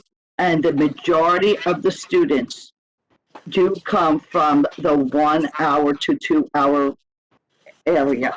And then they are are within the 1 hour time frame of the university. There's 76% of the area is Hispanic, and the African American population is the rest of the population. Our students right now at Charles R. Drew University, we are second in the nation for 4-year private university in diversity, and we just received the designation as first for diverse faculty. So the majority are from the immediate area. Thank you. Thank you very much. Are there any further comments from the board members? Yeah, this is Imelda Ceja Beckwith. Thank you and congratulations on the test scores coming up. That's great. And for being there where it's really needed in that area, serving the Black and Hispanic community. However, I am concerned, we do want more nurses, but at what cost? $91,200? That seems like extremely high tuition for someone to get an RN degree. Well, thank you very much for that question. This is a master's program. So when the students do leave the program, we are very committed, as you are hearing, to having them be ready to pass that NCLEX, and we're right there for them. We do have the complete package of ATI. We have put into the program, and I want to say I have been successful in receiving with our team the $3.25 million HRSA grant for the Strategies for Success. So 65 of these students are receiving $10,000, and we are committed to this. I'm ready to put in for another HRSA grant again. And so I'm just going to say, and that's for 5 years, the one right now. And you're right, this is all fees. This is all of their uniforms, all of the ATI books, everything like that. So I would say that when you look at the master's program, and one other thing is they do have the availability to receive the public health nursing certificate, which we are heavily encouraging, as well as the clinical leader. So when you look at a master's program, you're worried about the tuition, but I have to say there are some bachelor's programs. I've done a cost analysis that could even be seen as higher in the Los Angeles area. But we're always looking at this, so thank you for that question. Thank you, Imelda. Are there any other questions?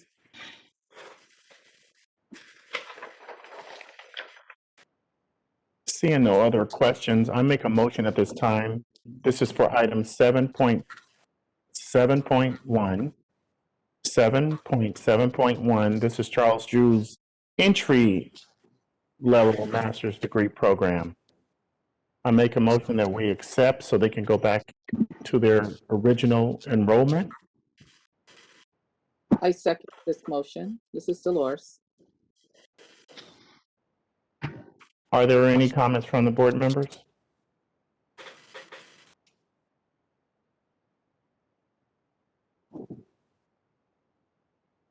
Seeing no other comments from the board members, we can open it up for public comment at this time. We will be opening for public comment now. I will be activating the question and answer feature. Please refer to the screen share for members of the public to see how they should type in their request for comment. I've activated the question and answer feature. Members of the public can indicate that they would like to make a comment by typing into the question box, "I would like to make a comment." Please remember you will have 2 minutes to make your comments. I will not give a reminder as your time approaches. I do not want to interrupt you nor cause you to lose your train of thought. I will mute your microphone and inform you that your time has expired, and we'll move on to the next member of the public. I'll pause for a moment for members of the public to type in, "I would like to make a comment."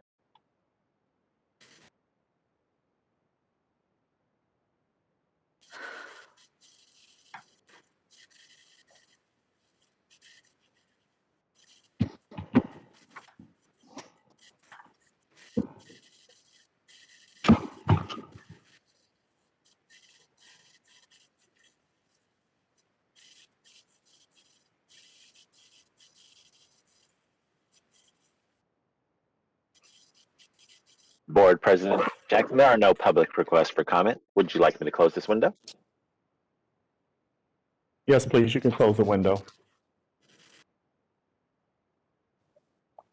Seeing no public comment. Michael Jackson votes yes for item 7.7.1. Ken? Ken Marlborough votes yes. Imelda? Imelda votes no. Mary? Mary votes yes. Dolores? Dolores votes yes. Susan? Susan votes yes. And Betty? Woods votes no. Thank you. Thank you. Agenda item 7.7.2, discussion and possible action regarding recommendation to accept changes to an approved program. Charles Drew University entry-level master's degree program. This is also a major curriculum revision with enrollment increase, but this is related to an addition of a BSN option. This program is presented by Donna Schutte, who is their nursing education consultant. Thank you, Donna. Okay. And I am Donna Schutte, the assigned NEC to the Charles Drew University entry-level master's program.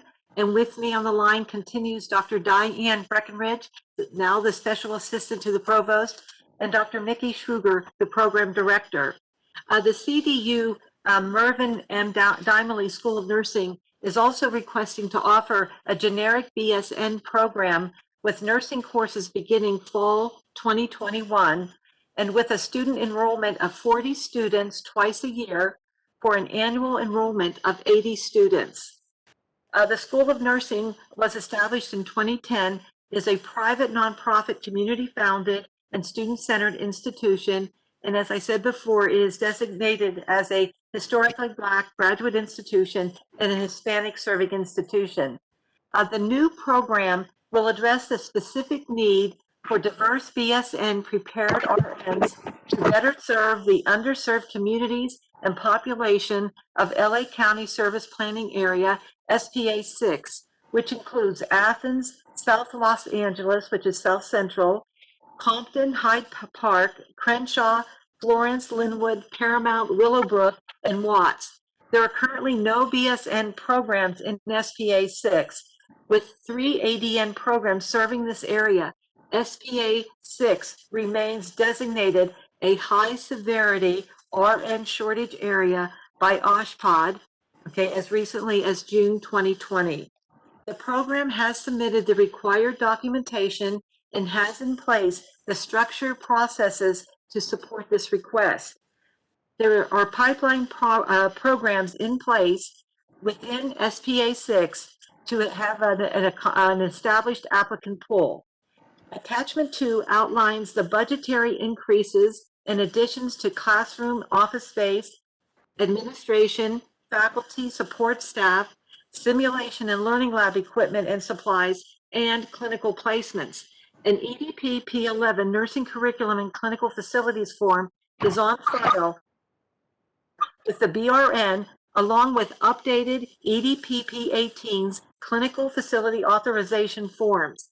The EDP11 lists the specific faculty and the use of new and current clinical facilities to meet CDU clinical placements.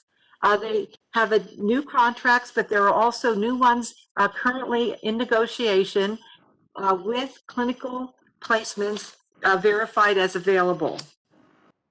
Now, the BSN curriculum is CCNE accredited through 2024.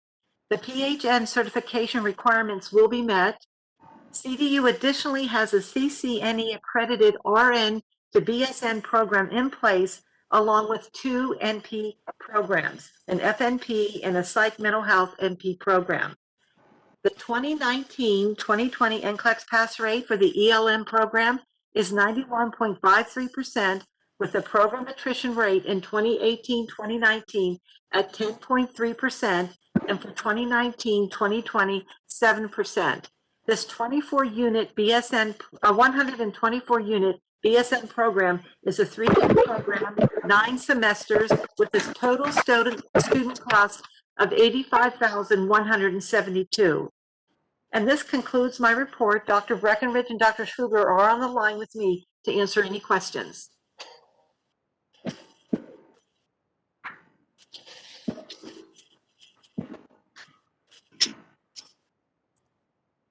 So it is Dr. Breckenridge, Dr. Diane Breckenridge, and Dr. Shrew. We'd like to thank you and the rest of the board. At this time, if you have any questions, please ask us. What's the total cost for the bachelor's program? $85,172, and that is all fees included. So it's the tuition and the fees. And ATI complete package, again, will be in place, as well as the university has increased the tutoring center of the university and for nursing to 11 tutors, as well as there will be support systems for the pre-nursing courses, as well as when the students come into the nursing. This is Imelda Bedgritz. I'm sorry, I think I missed, what amount, enrollment increase, what was that amount? This is for 40 students twice a year for a total annual enrollment of 80 students. Yes. Thank you. And then to clarify, Imelda, this is Lori. It's more than an enrollment increase. It is a new degree option. So they have a prior approval for an ELM program, entry-level master's. They are requesting an approval for a bachelor's program that would have 40 students enrolled twice a year. Thank you for that clarification. This is Elizabeth Woods. I have a question. What kind of outreach do you do to the community that is served here as far as getting students? Well, thank you, Elizabeth. We have what's called a Discover CDU, and they're done throughout the year with, I'm going to say, an incredible enrollment team. And this enrollment team then does reach out. We have had an information sessions throughout the time of the last 2 years where we are recruiting, obviously, for the ELM, but 130 students did come to an information session that specifically were interested in an entry-level BSN. And this work that we have put into the bachelor's option began way back in 2018. The feasibility study was already put out there. Our director, being Dr. Cobb, who is on also, she is from the outreach area that we're speaking of here. She is a graduate of CDU. She moved on to our Bridges program to UCLA for her PhD. From the day I got there in April 2018, she is just part of the community, and she's worked with all of us that have not been there all these years like she has been, and we have been bringing this forth even in 2019 in November, when we specifically went for our ELN continuing approval. So that this is an area that we have been working on. So that neighborhood definitely understands what we are doing. They are very interested. We just had a CDU advantage again for the programs we have in place now. And we even had some of the high school students even show up and say, when will this happen? And one last thing I would like to bring up, our pipeline with Martin Luther King High School right at the corner. I myself have 2 students every semester that are mentored. And right now, all of the directors and faculty also have students. And so we have really reached out. This is Dr. Sugar. I want to add, we also have been reach out for the COVID testing sites, and we're doing the vaccines. So our nursing students are out vaccinating on our campus and in local clinics that we affiliate with to provide some reach out. And then I also have 2 students and for this Martin Luther King High School, and it's really an exciting way for them to see how a university runs. We're a small university, and it's showing them, you know, you can come into a university and these are the things that you can achieve. So it's really an important part of us to be very active and very open in our community. Thank you.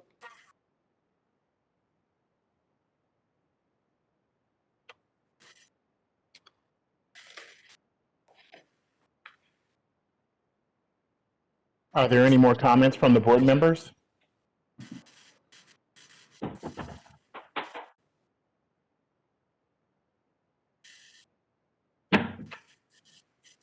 Seeing no further comments from the board members, this is item 7.7.2. This is their bachelor's program.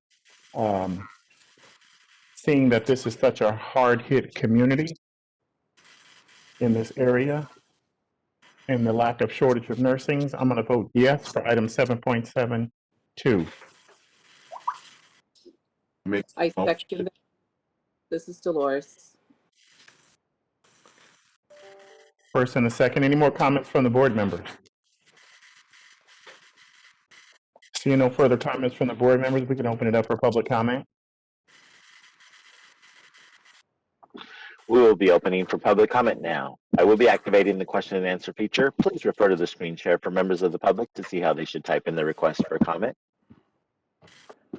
I've activated the question and answer feature. Members of the public can indicate that they would like to make a comment by typing into the question box, "I would like to make a comment." Please remember, you will have 2 minutes to make your comments. I would like to give a reminder as your time approaches. I do not want to interrupt you nor cause you to lose your train of thought. I will mute your microphone and inform you that your time has expired, and we'll move on to the next member of the public. I'll pause for a moment for members of the public to type in, "I would like to make a comment." Steve would like to make a comment. 1 second, please.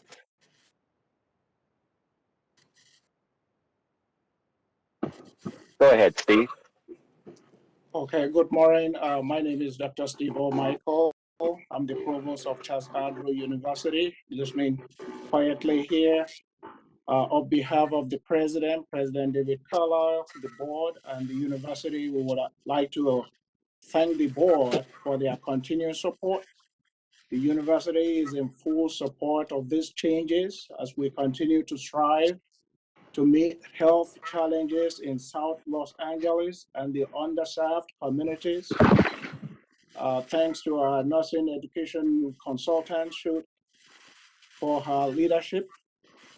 Charles Andrew University continued to serve South LA.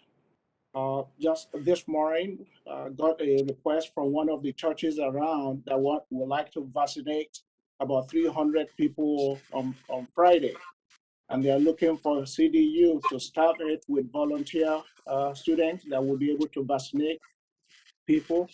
Compton School District has reached out to us. They would like Charles Andrew to come up with student volunteers to come and vaccinate people. We have a request from Men's Health Foundation. So Charles Andrew continued to serve South LA. Is a very critical region. So whatever support you provide to this university, you'll be extending that support to the needs of the Black and Brown, the people who are underserved, under-resourced in South LA. Thank you.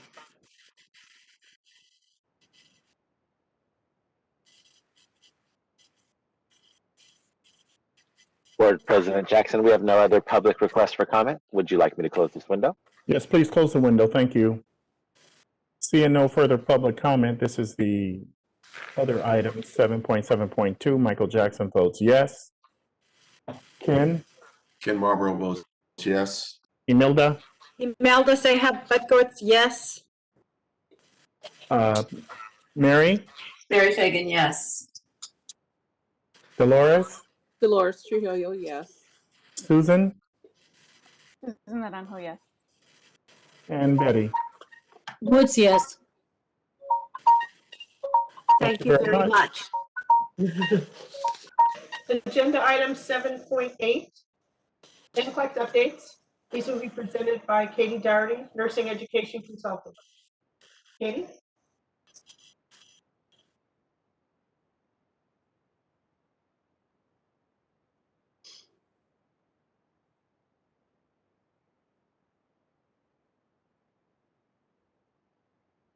Are you able to clear?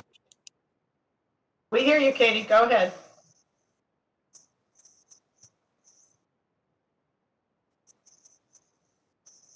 The NCLEX liaison based in Sacramento. This is an information-only item.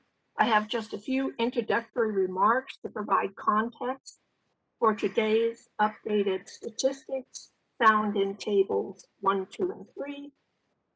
As you recall, and as previously reported to the board, in March 2020, the National Council modified the NCLEX exam due to the COVID pandemic. Key among the exam modifications was the carefully decided reduction in the total number of scored test items each exam candidate takes. Starting March 25th of 2020, each exam candidate began being delivered at minimum 60 scored test questions and no more than a maximum of 30 scored questions, instead of the pre-pandemic number of 75 minimum and 265 maximum.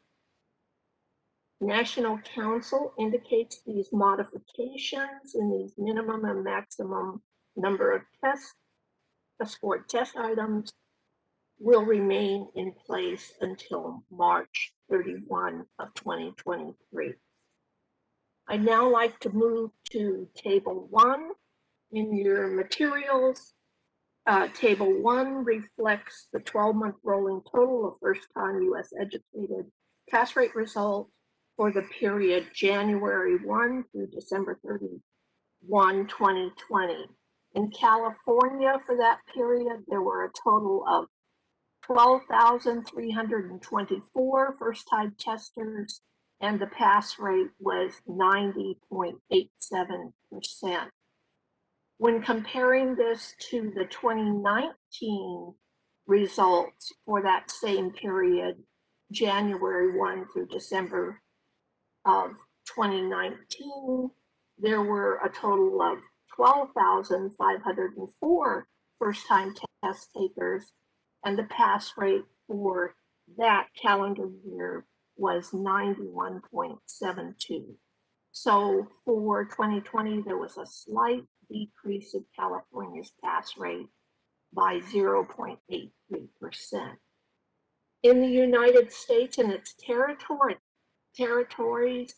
for the 2020 calendar year, there were a total of 177,391 first-time test takers, and the pass rate is 86.58%. When comparing the United States and its territories to the 2019 calendar year figures, there were a total of 171,374 first-time test takers in 2019, and the pass rate in 2019 was 88.18%.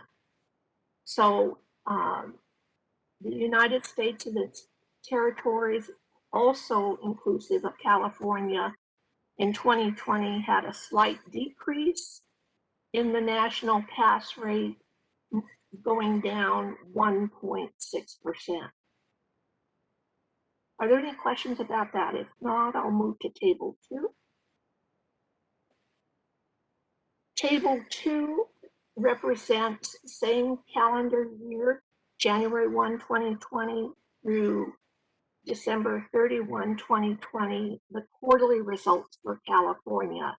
And this morning I'm reporting on the October through December 2020 results, and California had a total of 2,108 first-time testers and a pass rate of 87.24%. The number of 2020 test takers for the quarter is up from 1,646 in 2019 to the 2,108 in 2020. The pass rate for 2019 was 85.6, thus the pass rate for 2020 is up by 1.6%. I'd also like to report on the 12-month rolling totals comparing California to other state board jurisdictions with similar number of test takers for the period being reported. And that range that we're working with for this data set is in a range of 8,183 first-time test takers through a range of 13,985 first-time test takers. California was number 1 in terms of the highest pass rate with its 12,324, a pass rate of 90.87%. Number 2 in this range of testers was Texas with 13,985 testers and a pass rate of 90.73%. Number 3 was Ohio with 8,183 testers and a pass rate of 84.41%. New York was number 4 with 10,922 testers and a pass rate of 83.18%. I'd also like to report that the largest number of first-time test takers for the 12-month rolling period being reported this morning was Florida. It had 18,480 first-time testers, and the pass rate reported by National Council is 68.83%. In terms of the comparison of California with other state board jurisdictions in the quarterly period, October through December 2020, I'd like to report the following. Again, the range of testers being reported is a range of 1,038 to 2,108. Once again, California is number 1 with 2,108 testers and the pass rate of 87.24%. Next is Pennsylvania with 1,038 testers and a pass rate of 86.90%. Number 3 in this range is Texas with 1,518 testers for the quarter and pass rate of 86.89%. Number 4 is New York with 1,116 and a pass rate of 71.06%. For the quarterly October through December 2020, again, Florida had the largest number of testers with 3,193, and National Council reports the pass rate was 56.59%. If there are no other questions, I'm going to go ahead and move to table 3. For table 3, this is the pass rate data being reported by degree type. I want to offer an apology. It looks like the October through December figures have somehow are not lined up.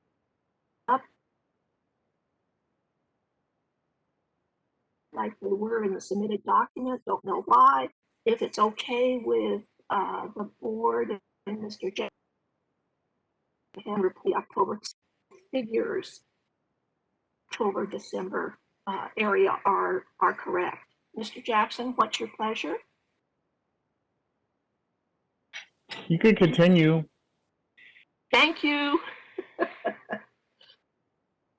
So in general, as you can see here, in October through December, by all degree types, there were a total of 18,605 testers, and the pass rate was 78.4. In comparison to 2019, there were 15,961 testers, and the pass rate for 2019 was 79.1. For California, by all degree types, in the quarter, there were 2,108 and the pass rate of 87.2. In 2019, the number of testers was 1,646 and the pass rate was 85.6. By degree type, nationally, the associate degree had a total of 9,008 first-time testers and a pass rate of 72.1. In 2019, they had 7,831 and a pass rate of 72.4. California associate degree rates for that period were 801 for 2020 and a pass rate of 87.3. In 2019, there were 541 and a pass rate of 82.8.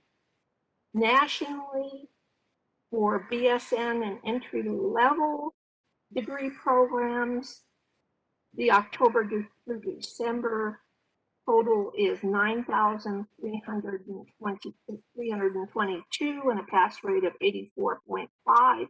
In 2019, it was 7,790 and the pass rate was 85.7. California's BSN entry-level degree type pass rate in 2020 was 105 and a pass rate of 87.2. In 2019, it was 1,104 first-time testers for the quarter and a pass rate of 86.9%. As you can see, nationally, the number of test takers is up for 2020 over 2019 by about 2,700 testers. For California, the number of testers is up about 462 more testers in 2020 as compared with 2019.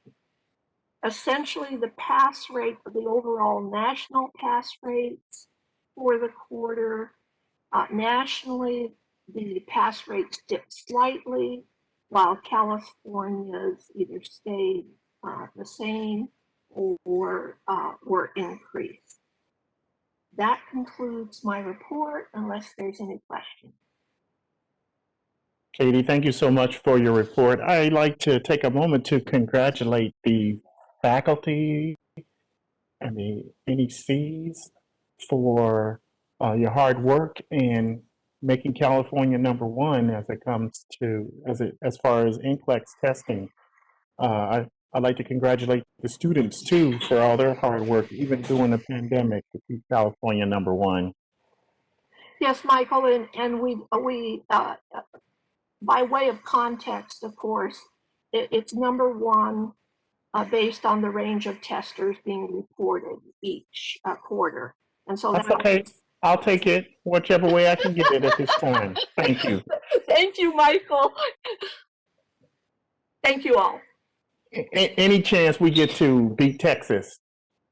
You know what I'm saying? There you go. I'll take it. There you go. Thank you very much. Thank you, Katie. Agenda item 7.9, licensing division updates. This will be presented by Christina Sprigg, Deputy Chief of Licensing. Christina?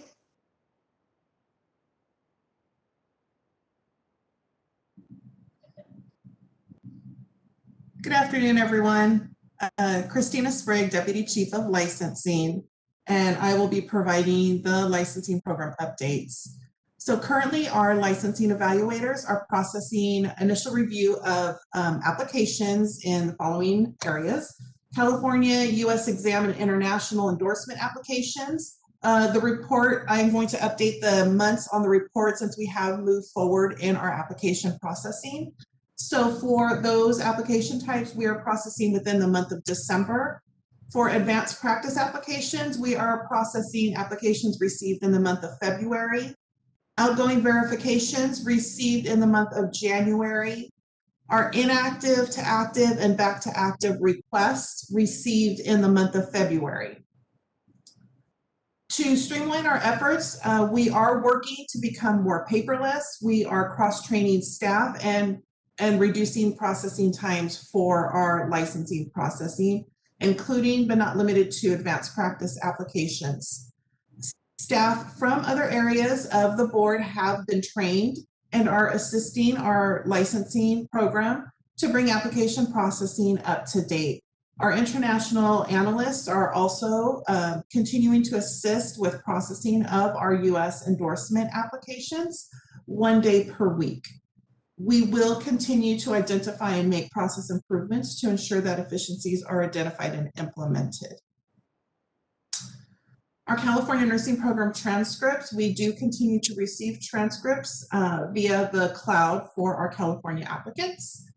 And we are in the process of evaluating those applications as we speak.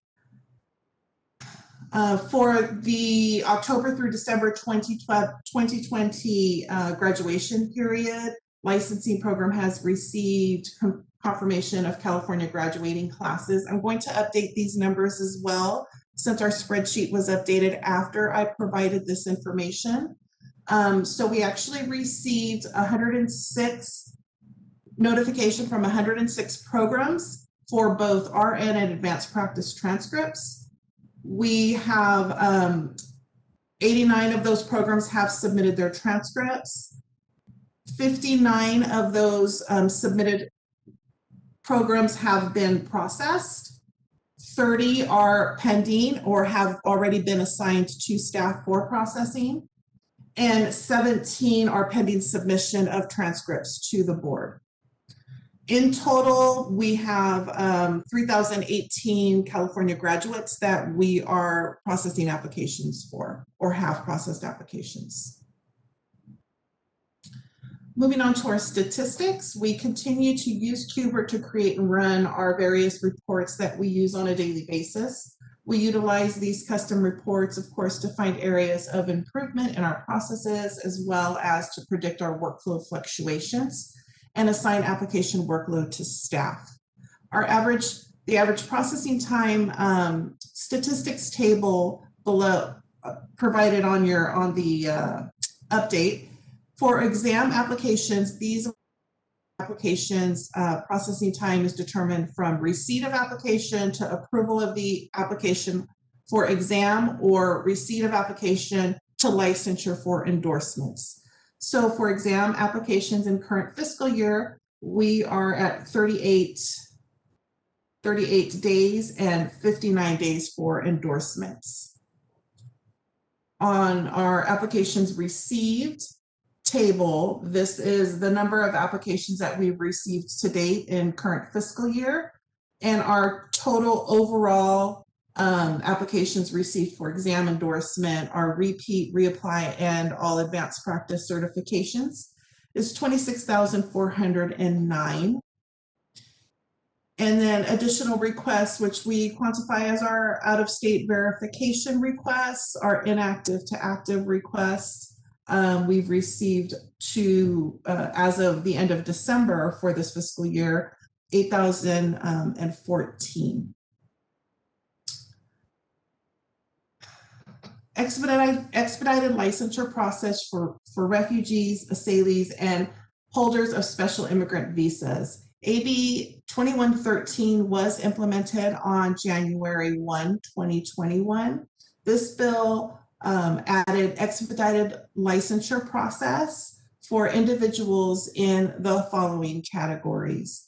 Refugees pursuant to Section 1157 of Title 8 of the United States Code.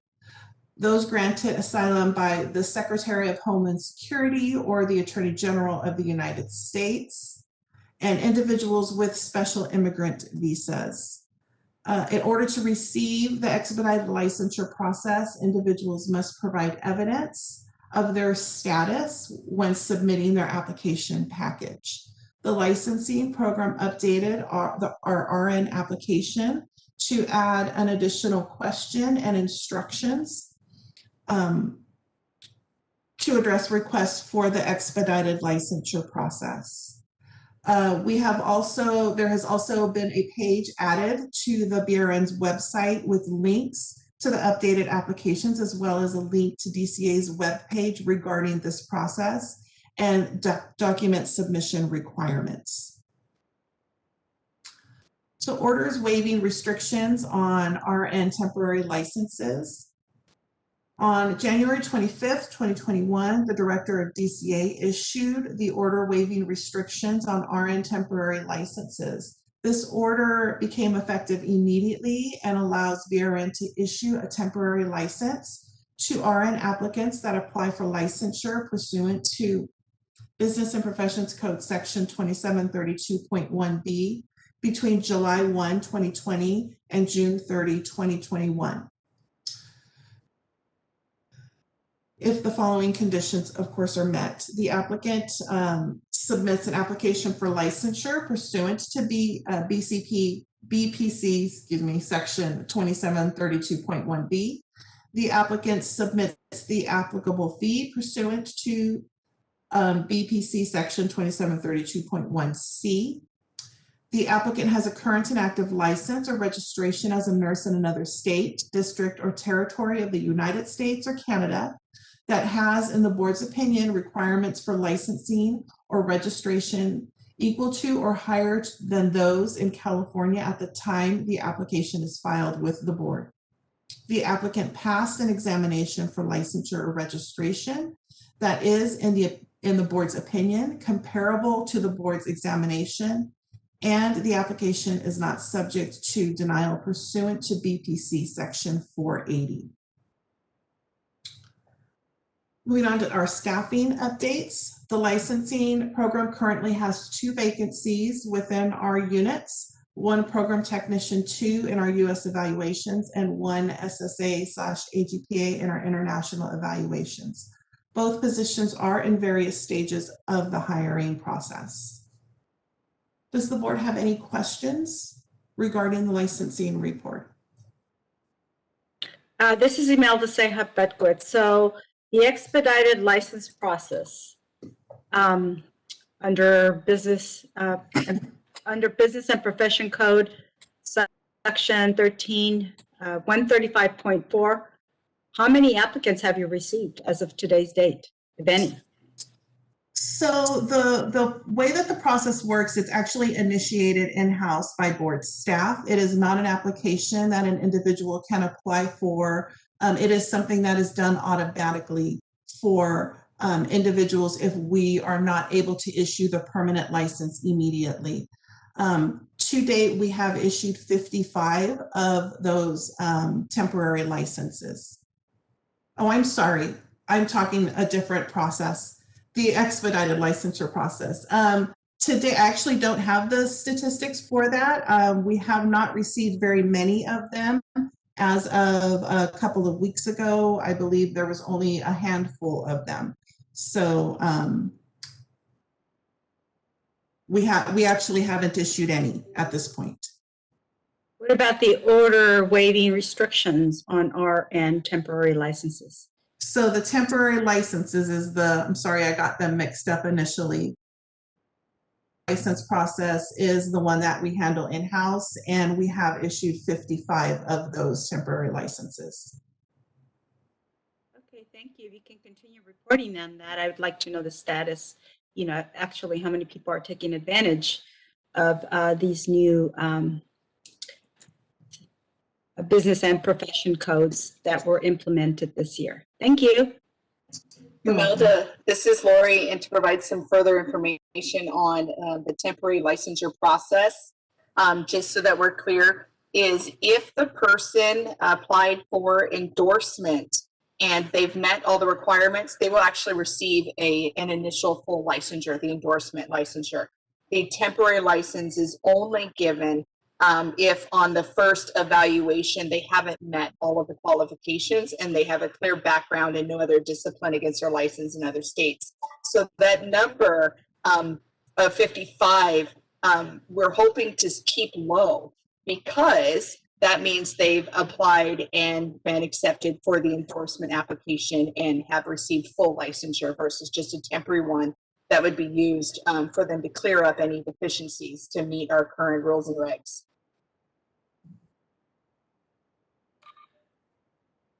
Okay. So I'm still not understanding. So we want to keep it low. So basically these two are one and the same. Is that what you're telling me? The one that you asked about first was the refugee and asylee holders, and the temporary licensure waiver, that is the internal process that Christina was talking about, are separate. Okay, thank you. You're welcome.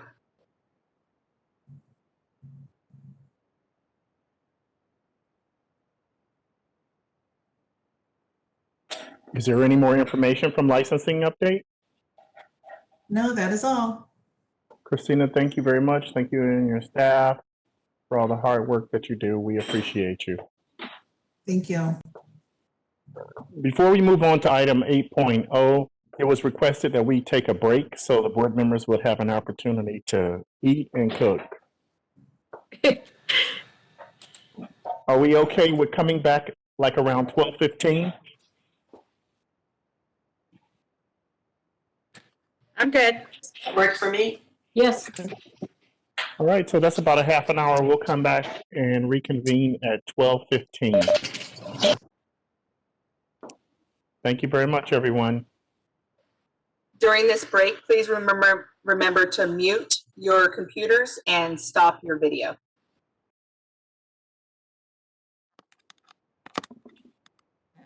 I'm Michael Jackson. Kenneth Marlborough. Marlborough is here. Imelda Seha-Buckowitz. Imelda Seha-Buckowitz here. Mary Fagan. Mary Fagan's here. Dolores Trujillo. Dolores Trujillo's here. And Elizabeth Woods. Susan won't be joining us this afternoon. She's been excused. All right, we're moving on to item 8.0, report of the Enforcement Intervention Committee, and it will be chaired by the chairperson, Imelda Seha-Buckowitz. Good afternoon. This is the report of the Enforcement Intervention Committee. My name is Imelda Seha-Buckowitz. I am the chair. Thank you, Michael, for the introduction. I believe item 8.1, information only, enforcement updates, is going to be by Shannon Johnson.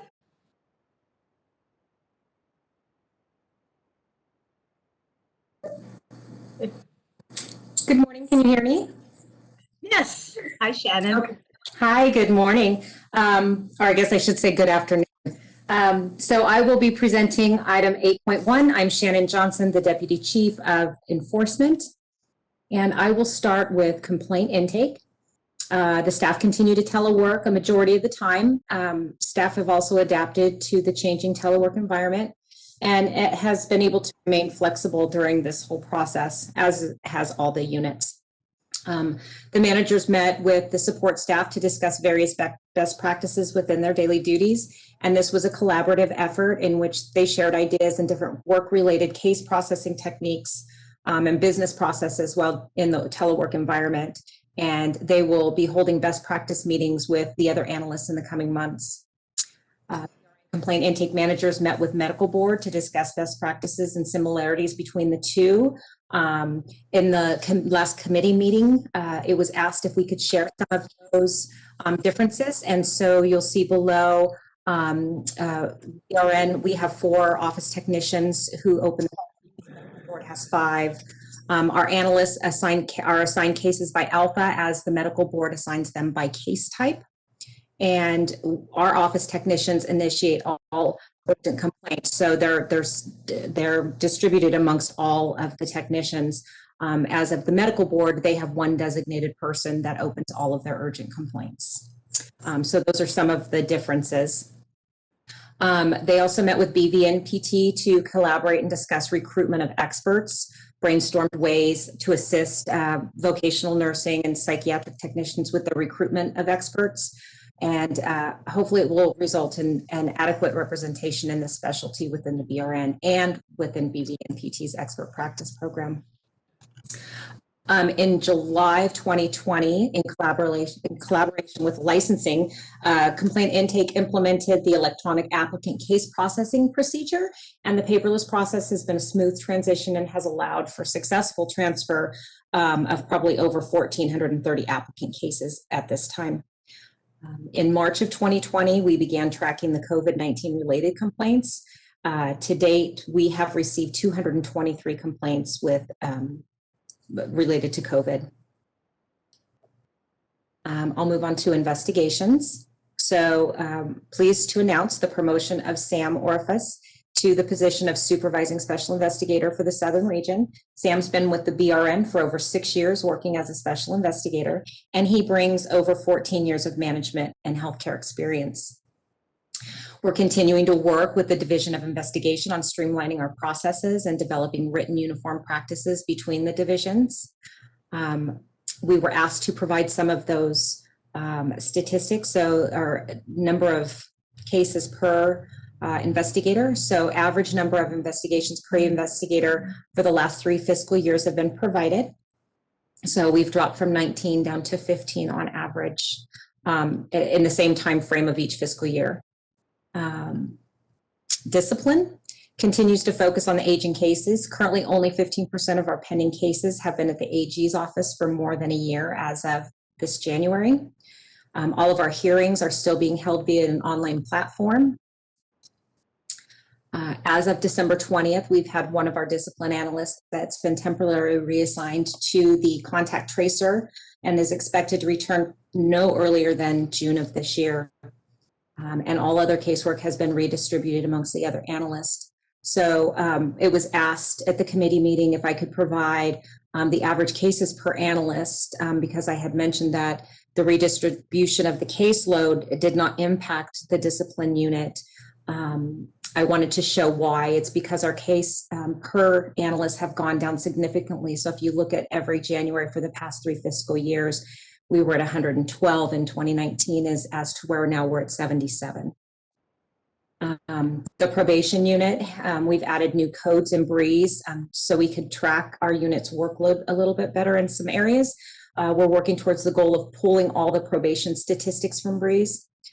We've updated processes for opening subsequent complaints with the Attorney General's transmittals. And we're trying to track the timeframes from case open to transmittal a little bit more efficiently through Breeze. And I've also provided a breakout of the average probationers per monitor for the time frame of January for the last 3 fiscal years. And you can see that that has decreased as well. And it's a more manageable caseload now for our monitors. Intervention, they continue to actively recruit for the IEC members. Currently, there are 7 total vacancies, and Amel would provide where the vacancies are. So below, you'll see a table. There's 2 in the Bay Area that are physician members, 2 in the Bay Area that are public, 3 in Los Angeles, which are physician members, 5 in Fresno, IEC 5 Fresno, physician member, IEC 6 in Palm Springs, physician member, 9 in Ontario, which is a public member, and then 12, IEC 12 in Northern California, which is a physician member. I've also added below the link, if anyone would be interested in applying for an intervention evaluation committee position, they can go to our website, and it's under the intervention tab. As for our stats, we were asked to add average time to close overall, case aging. So I've included that in the statistics table below. This same end of quarter, Q2 of fiscal year 1920, we were at 608.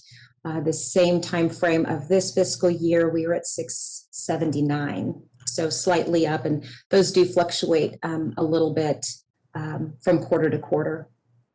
And then at the end of the year, I'll supply the fiscal year comparison. Also, we were asked fiscal year comparison of certain areas. So I've added another table in here. So AG cases older than a year. You can see that from 1819, we've dropped from 265 cases down to 195 now in our current fiscal year. And for investigations, BRN investigations older than a year, we had 8 in 1819. We're up to 18 in this current fiscal year. And D of I that are older than a year, they were at 103 fiscal year 1819. They're down to 77. And then applications received, I've also included that. So you can see that there's also been a drop in our applications received and our complaints received. We were in the 3,000s previously. Now we're about 1,900 for each in this current fiscal year.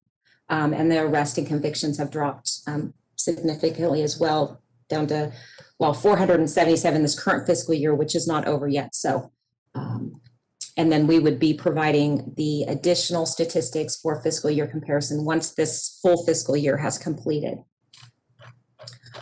Are there any questions? Shannon, this is Elizabeth. I do have a question. Just curious, what were some of the complaints over the COVID? I'm sorry, what was that? I'm just going back to, you said you began taking, tracking complaints around COVID. What were some of those complaints? You know, I couldn't just say offhand. I can pull that data and have it for you during the next meeting. Okay, that'd be great. Thanks. Shannon, this is Mary. I want to thank you for this information, especially the comparative data, which is really helpful. The one area that looks like, even though there's not that many of them, where we're not making progress is the BRN investigations older than a year. Can you give some background on what is driving that? You know, I will let Scarlett speak to that, but my guess is because we've had the D of I pilot where we have taken cases over, that may have contributed to the jump in numbers of over a year and the decrease in theirs. But I'll let Scarlett speak to that when she, and she could probably talk about that when she's going to be presenting 8.1.1. Great. Are there any other questions? If not, I will turn it over to Scarlett.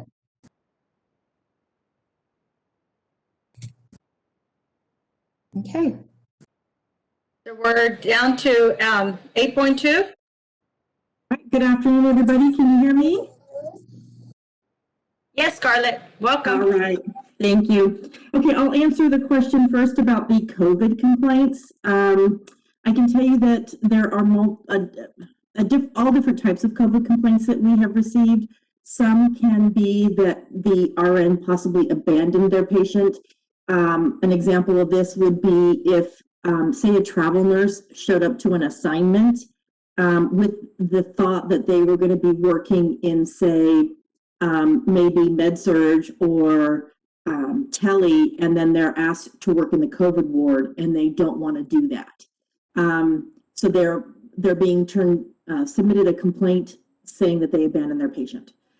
Some are social media complaints where RNs are posting on their social media or their Twitter or their Insta issues regarding patient care in the COVID ward or things like that, not wearing proper PPE. There are various different types of complaints that are coming in under those types of COVID related, and anything that they mention COVID is being tracked.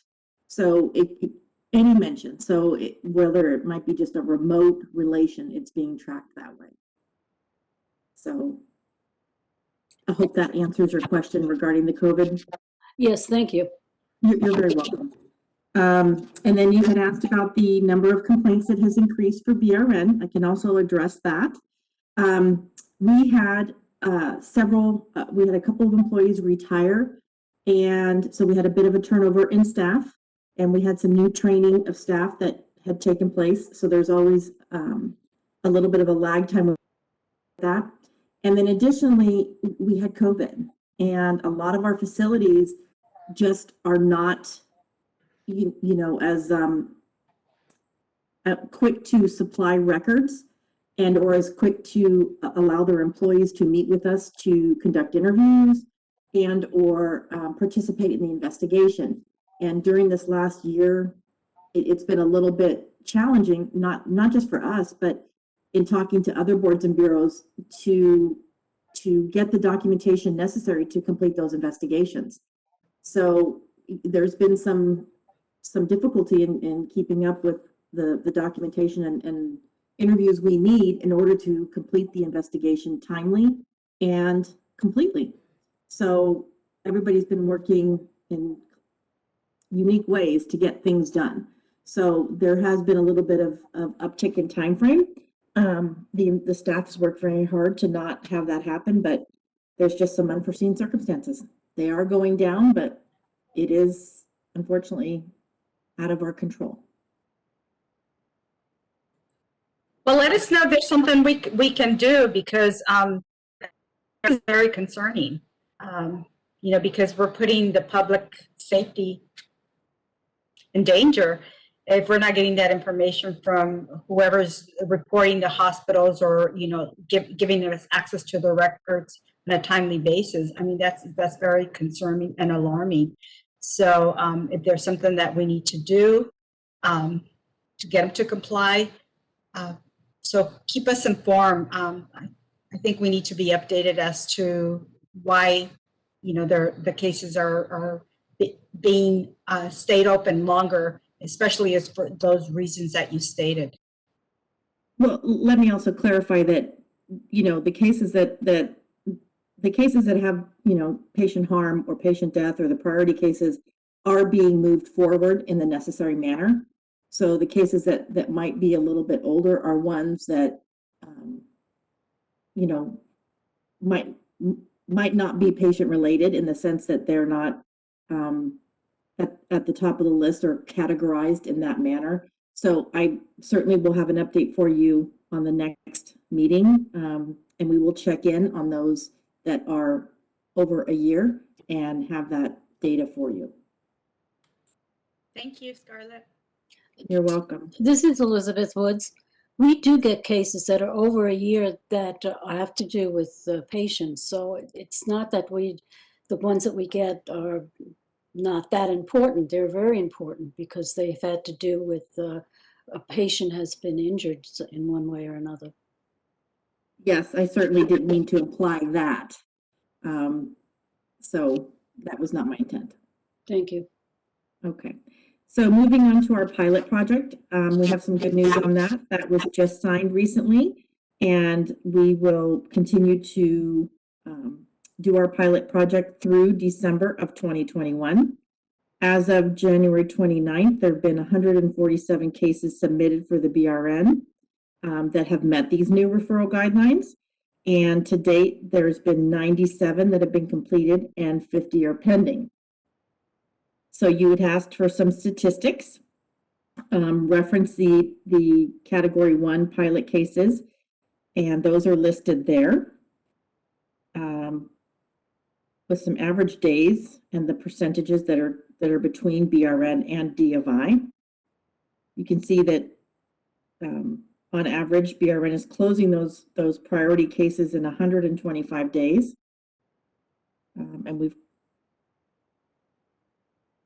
and D of I is closing in 173 days.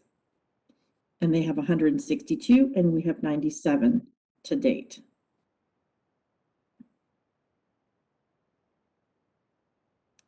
Are there any additional questions that I might answer for you?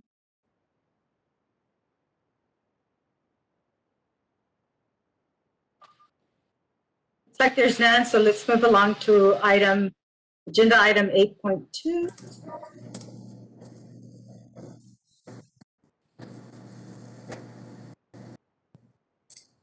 Sorry, I was trying to unmute. So this is Shannon Johnson again, Deputy Chief of Enforcement, and agenda item 8.2 is the appointment of the Intervention Evaluation Committee members. And we have two. The first one is Herbert Cruz, MD, a physician member, in IEC 5 in Clovis. And this is a new appointment. The term expiration will be June 30th of 2024. The second is Barrett Levine, MD, physician member, IEC location 2 in Fairfield. This is also a new appointment, and the term expiration will be June 30th of 2024. I would like to make a motion to approve the appointments. I second. Michael Jackson. Is there any comments from the board? This is Yes. yeah. I would just like to say these two physicians are both psychiatrists, long history in psychiatry, and they in various settings, and they've dealt with drug, alcohol, mental health issues. So they both seem. And I wanted to thank you, Shannon, for previously providing the location of the other members to this committee. I think we need to be transparent, and we need to have representation. Absolutely, and I'll continue to provide that if you'd like for each committee board meeting. And I know that sometimes this is difficult to fill, correct? What was that? Are these difficult to fill?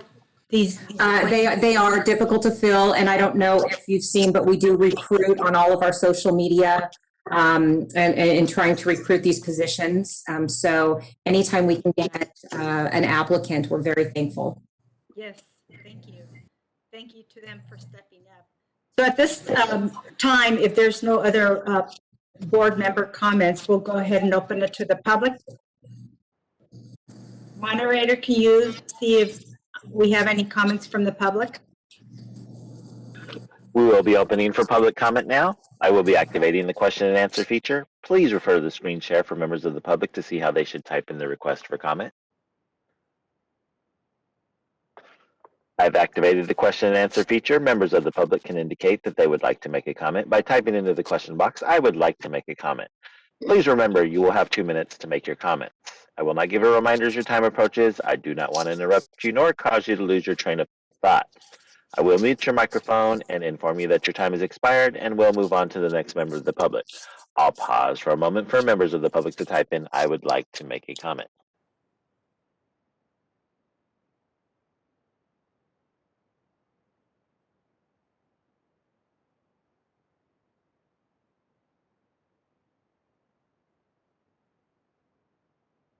Catherine Hughes would like to make a comment. 1 second, please. Go ahead, Catherine. Hi, this is Catherine Hughes. I'm a registered nurse and the executive director of the Nurse Alliance of SEIU California. And I wanted to go back to 8.1.1 since we didn't have an opportunity for public comment at that agenda item. The Nurse Alliance would be really interested in finding out a little more detail at a future meeting around regarding the comments that were COVID related, or the complaints that were COVID related.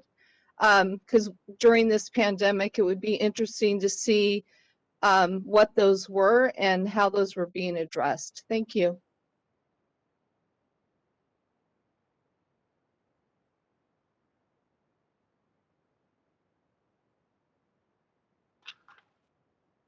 Chairperson Sarah Buckowitz, there are no other public requests for comment. Would you like me to close this window?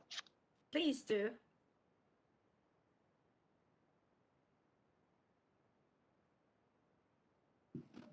Okay. Yes, go ahead, Reza. Sorry, just real quickly, just wanted to say in response to that last comment, typically we could talk about generalities of complaints, and I think Scarlett may have touched generally on some of those COVID-related complaints, but the specifics of individual complaints are generally kept confidential, and the resolution or matters related to the investigation of complaints are kept confidential unless there's actually a formal disciplinary matter filed.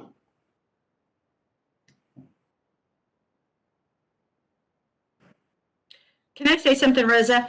I don't know where Catherine Hughes is coming from, but for me, I know that currently in some of the hospital settings or clinical settings, the nurses are not being provided with proper PPEs. So I would like to know if that is the case, if they're refusing to do certain things because they're not being provided with the proper equipment during this COVID pandemic. Sure.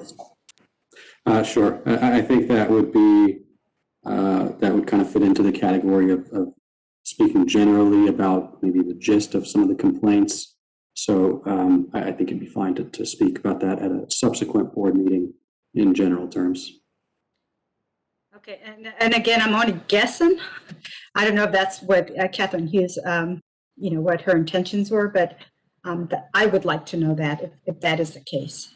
Thank you. Sure. That she probably was interested in receiving general information, but I just wanted to make that clarification just in case. Thank you. Okay, there's been a first and a second regarding appointment of the intervention evaluation committee members. I'll go ahead and do roll call.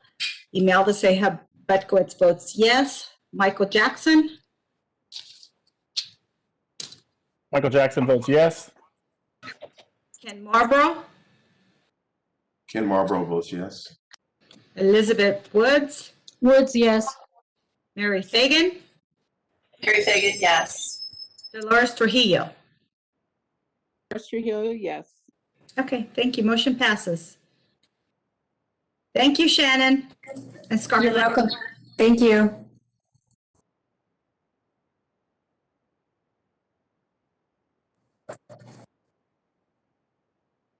All right, that concludes the report of the Enforcement and Intervention Committee. We're moving on to item 9.0. We'll turn it over to Dolores Trujillo. Hi, this is Dolores Trujillo. I'm the chairperson for the Ledge Committee. Is Thelma Harris on the line? Thelma? Is my line unmuted? Can you hear me? Now we can hear you. Okay, yes, I'm on the line. Yes. Okay, so we're at section 9.0, discussion of bills of interest to the Board of Registered Nursing and possible action regarding adoption or modification of position on bills introduced during 2020 to 2021 legislative session. I do want to bring to the board's attention that the legislative committee has not held a meeting on any of the bills that are listed on your agenda. So this information is just for your information. We do not expect you to take any type of position or adoption or modification of these bills. In your packet, you do have the legislative calendar for 2021. And right now, what we're looking at is the introduction last day for bills, which will be this Friday. Therefore, the bills that you see are very limited at this point because we're waiting for all of the bills to come in before we actually produce something that we bring to you for consideration. Also, I want to bring to your attention that in your packet, I believe it's numbered 150 has been replaced by 151 because there was an error on the listing of the bills. So what I will be referencing as I'm only going to state what the bill numbers are and tell you what at this point these bills are actually referring to. I'll start with Assembly Bill 225. And this bill is authored by Assemblymember Gray. This bill will require the temporary BRN licenses for military spouses, domestic partners, those in legal union to expire 30 months after issuance instead of the present 12 months from issuance. The second bill, Assembly Bill 269, and this is authored by Assemblymember Jim Patterson. And this bill would authorize the board to reduce the renewal fee to an amount that is not less than 1/2 of the regular renewal fee for licensees who meet the following age and practice qualifications. And right now, what he has listed is for 20 years or more, being licensed in this state, has reached a retirement age under the Federal Social Security Act. And those, we don't know if this will continue to be something that he will address, or if these qualifications will be something that will be changed in any time. But this is basically what is being listed at this point. The next bill is Assembly Bill 410, and the author is Assemblymember Vince Fong. And this is a bill that would enact the Nurse Licensure Compact. This language and this bill is not something that is unfamiliar to this board. For those of you who were with us in the last legislative session, we had Senate Bill 1053, and that was from Assembly Bill 1053, which was from Assemblymember Morlack, and it's in reference to the Nurse Licensure Compact. It was Senate Bill 1053 from Senator Morlack. And so this is definitely, we'll look at the language. I believe this is going to be a replication of what was introduced in the last legislative session. This bill did not move in the last legislative session, so it's being reintroduced. And the last bill that we just want to bring to your attention is, again, is just for your information, is Senate Bill 213, and that's from Senator Cortez. And this bill is in reference to workers' compensation with a focus on hospital employees. And this is my report to you at this time. Do you have any specific questions? This is a question for Reza. Reza, so since these bills are all new and we haven't had an opportunity to hear them before the committees and we're waiting on the rest of the bills, are we required to take an action at this time, or can we just hear the bills and move them for further action later on? Yeah, I was actually going to chime in on that. Thank you. You're not obligated to take any action today. However, I did want to clarify one thing. As you and Thelma said, these bills haven't gone through the legislative committee. However, there isn't actually a requirement that they go through the legislative committee and be considered there and you get a recommendation from the committee in order for you to take action. So you are not obligated to take any action on these. However, you're also not prohibited from taking action on these. So it's up to what the board wants to do. Reza, can we open it up? Should we open it up for public comment? Sure. If any board members have any comments. Before we open it up for public comment, can we just go ahead and take an action just to watch it? Sure. I'll make a recommendation that we just watch all the bills since they're relative. I will second your motion. This is Imelda. I think it was Dolores. She got it first. Okay. Okay. BRN moderator, can we open it up for public comment? We will be opening for public comment now. I will be activating the question and answer feature. Please refer to the screen share for members of the public to see how they should type in their request for comment. I've activated the question and answer feature. Members of the public can indicate that they would like to make a comment by typing into the question box, "I would like to make a comment." Please remember, you will have 2 minutes to make your comments. I will not give a reminder as your time approaches. I do not want to interrupt you nor cause you to lose your train of thought. I will mute your microphone and inform you that your time has expired, and we'll move on to the next member of the public. I'll pause for a moment for members of the public to type in, "I would like to make a comment." Saskia Kim would like to make a comment. 1 second, please. Go ahead. Good afternoon, Saskia Kim with the California Nurses Association. I'll keep this brief as I'm Licensure Compact. CNA opposes that bill because it would relinquish control of California's authority to regulate the practice of nursing to the Interstate Commission, which is the governmental authority. And the bill would actually require the BRN and BVMPT to alternate as administrator of the compact, so the BRN wouldn't even be able to participate consistently in commission meetings. We have concerns because the bill doesn't allow any protections to ensure a nurse who's caring for patients in California actually understands California's nursing practice laws before practicing here. They could actually be providing care through telehealth. And the compact hurts the BRN's ability to enforce educational and licensing requirements for nurses in California. So they're only required to meet the CE competency requirements of their home state. So, for example, some compact states like Arizona and Missouri require no CE. And also very quickly, SB 213 on presumptive eligibility. On that bill, we would ask for your support. We appreciate you including on your list. This is a bill that was sponsored by CNA. It will look familiar to many of you. It creates presumptive eligibility protections for nurses and other hospital employees for illnesses including infectious diseases, cancer, musculoskeletal injuries, PTSD, and respiratory illnesses. So appreciate your support, and I believe the BRN has supported these bills in the past. Thanks so much.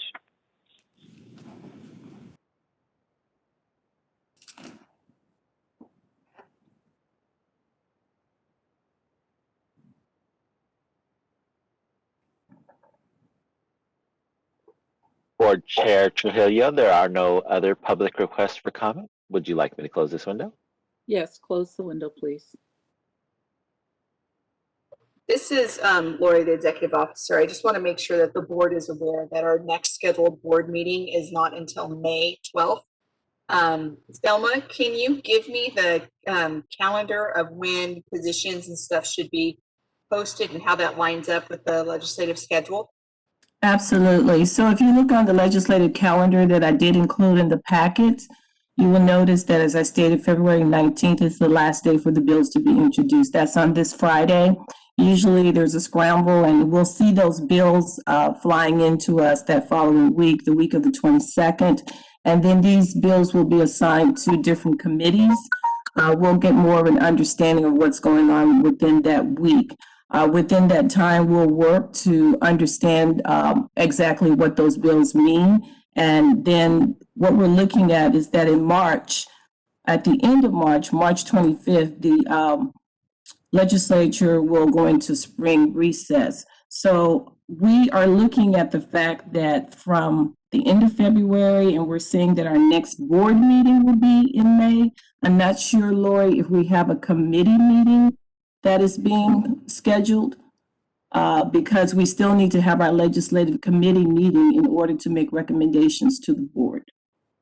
Yes, correct. So the committee meeting is scheduled for April 8th. However, just so that we're clear, resident state that we did not have to have committee before board action could be taken. So I just wanted to make sure that each of the board members were aware of the calendar that we currently have. And so if they wanted to take any kind of position or make anything prior to the May board meeting, we would have to schedule a board meeting in addition to what's already scheduled. So thank you very much for that, Thelma. You're welcome.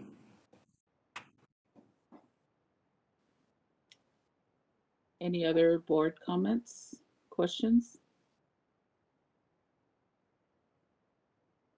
Okay, do we want to take a vote? I would like to make a motion to schedule a special meeting in April to vote on. That's not the motion right now. We got to take care of the other one. Yeah. The motion is to watch these bills. There's going to be more bills coming in, Imelda.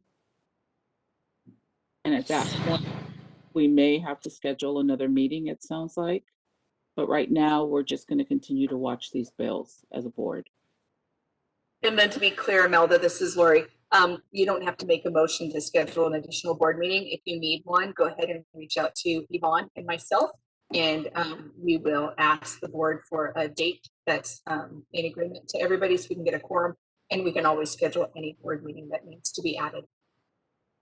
Thank you. You're welcome. Shall we call for the vote? Yes. Can we do a roll call vote? Oh, excuse me. I'm sorry, what did you say, Michael? Are we able to do a roll call vote? Sure. It's on you. All right, that's fine. I'm Dolores Trujillo, and I vote yes. Imelda? Imelda votes yes. Elizabeth? Woods, yes. Kenneth? Marlboro? Ken Marlboro, yes. Mary? Mary Fagan, yes. Michael? And Michael votes yes also. Okay. Did I leave anyone out? No, Susan had to leave. That's it. Yeah. Okay. Motion carries. Thank you. Thank you.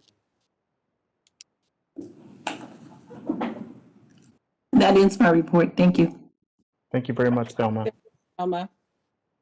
At this time is item 10.0, which is closed session. The board will convene into closed session, and after closed session, we will re-adjourn for item 11.0, if necessary. Go ahead, Reza. I just wanted to mention for our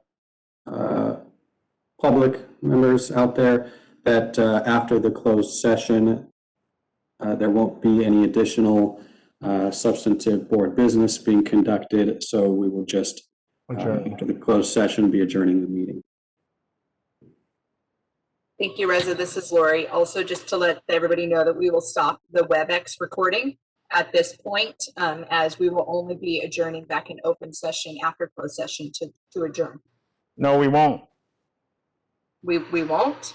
No, Reza says after this, there won't be any further board business conducted. I think same difference. We'll come back into open session, adjourn the meeting. Oh, okay. But there's not going to be any substantive board business or agenda items or anything like that discussed after the closed session. And I just put that out there so that our public members joining us are not standing by watching the WebEx waiting for us to come back on. There's not going to be anything to wait for after the closed session. And then for clarification, the WebEx will continue, but the webcast will stop recording at this point. So we stay on.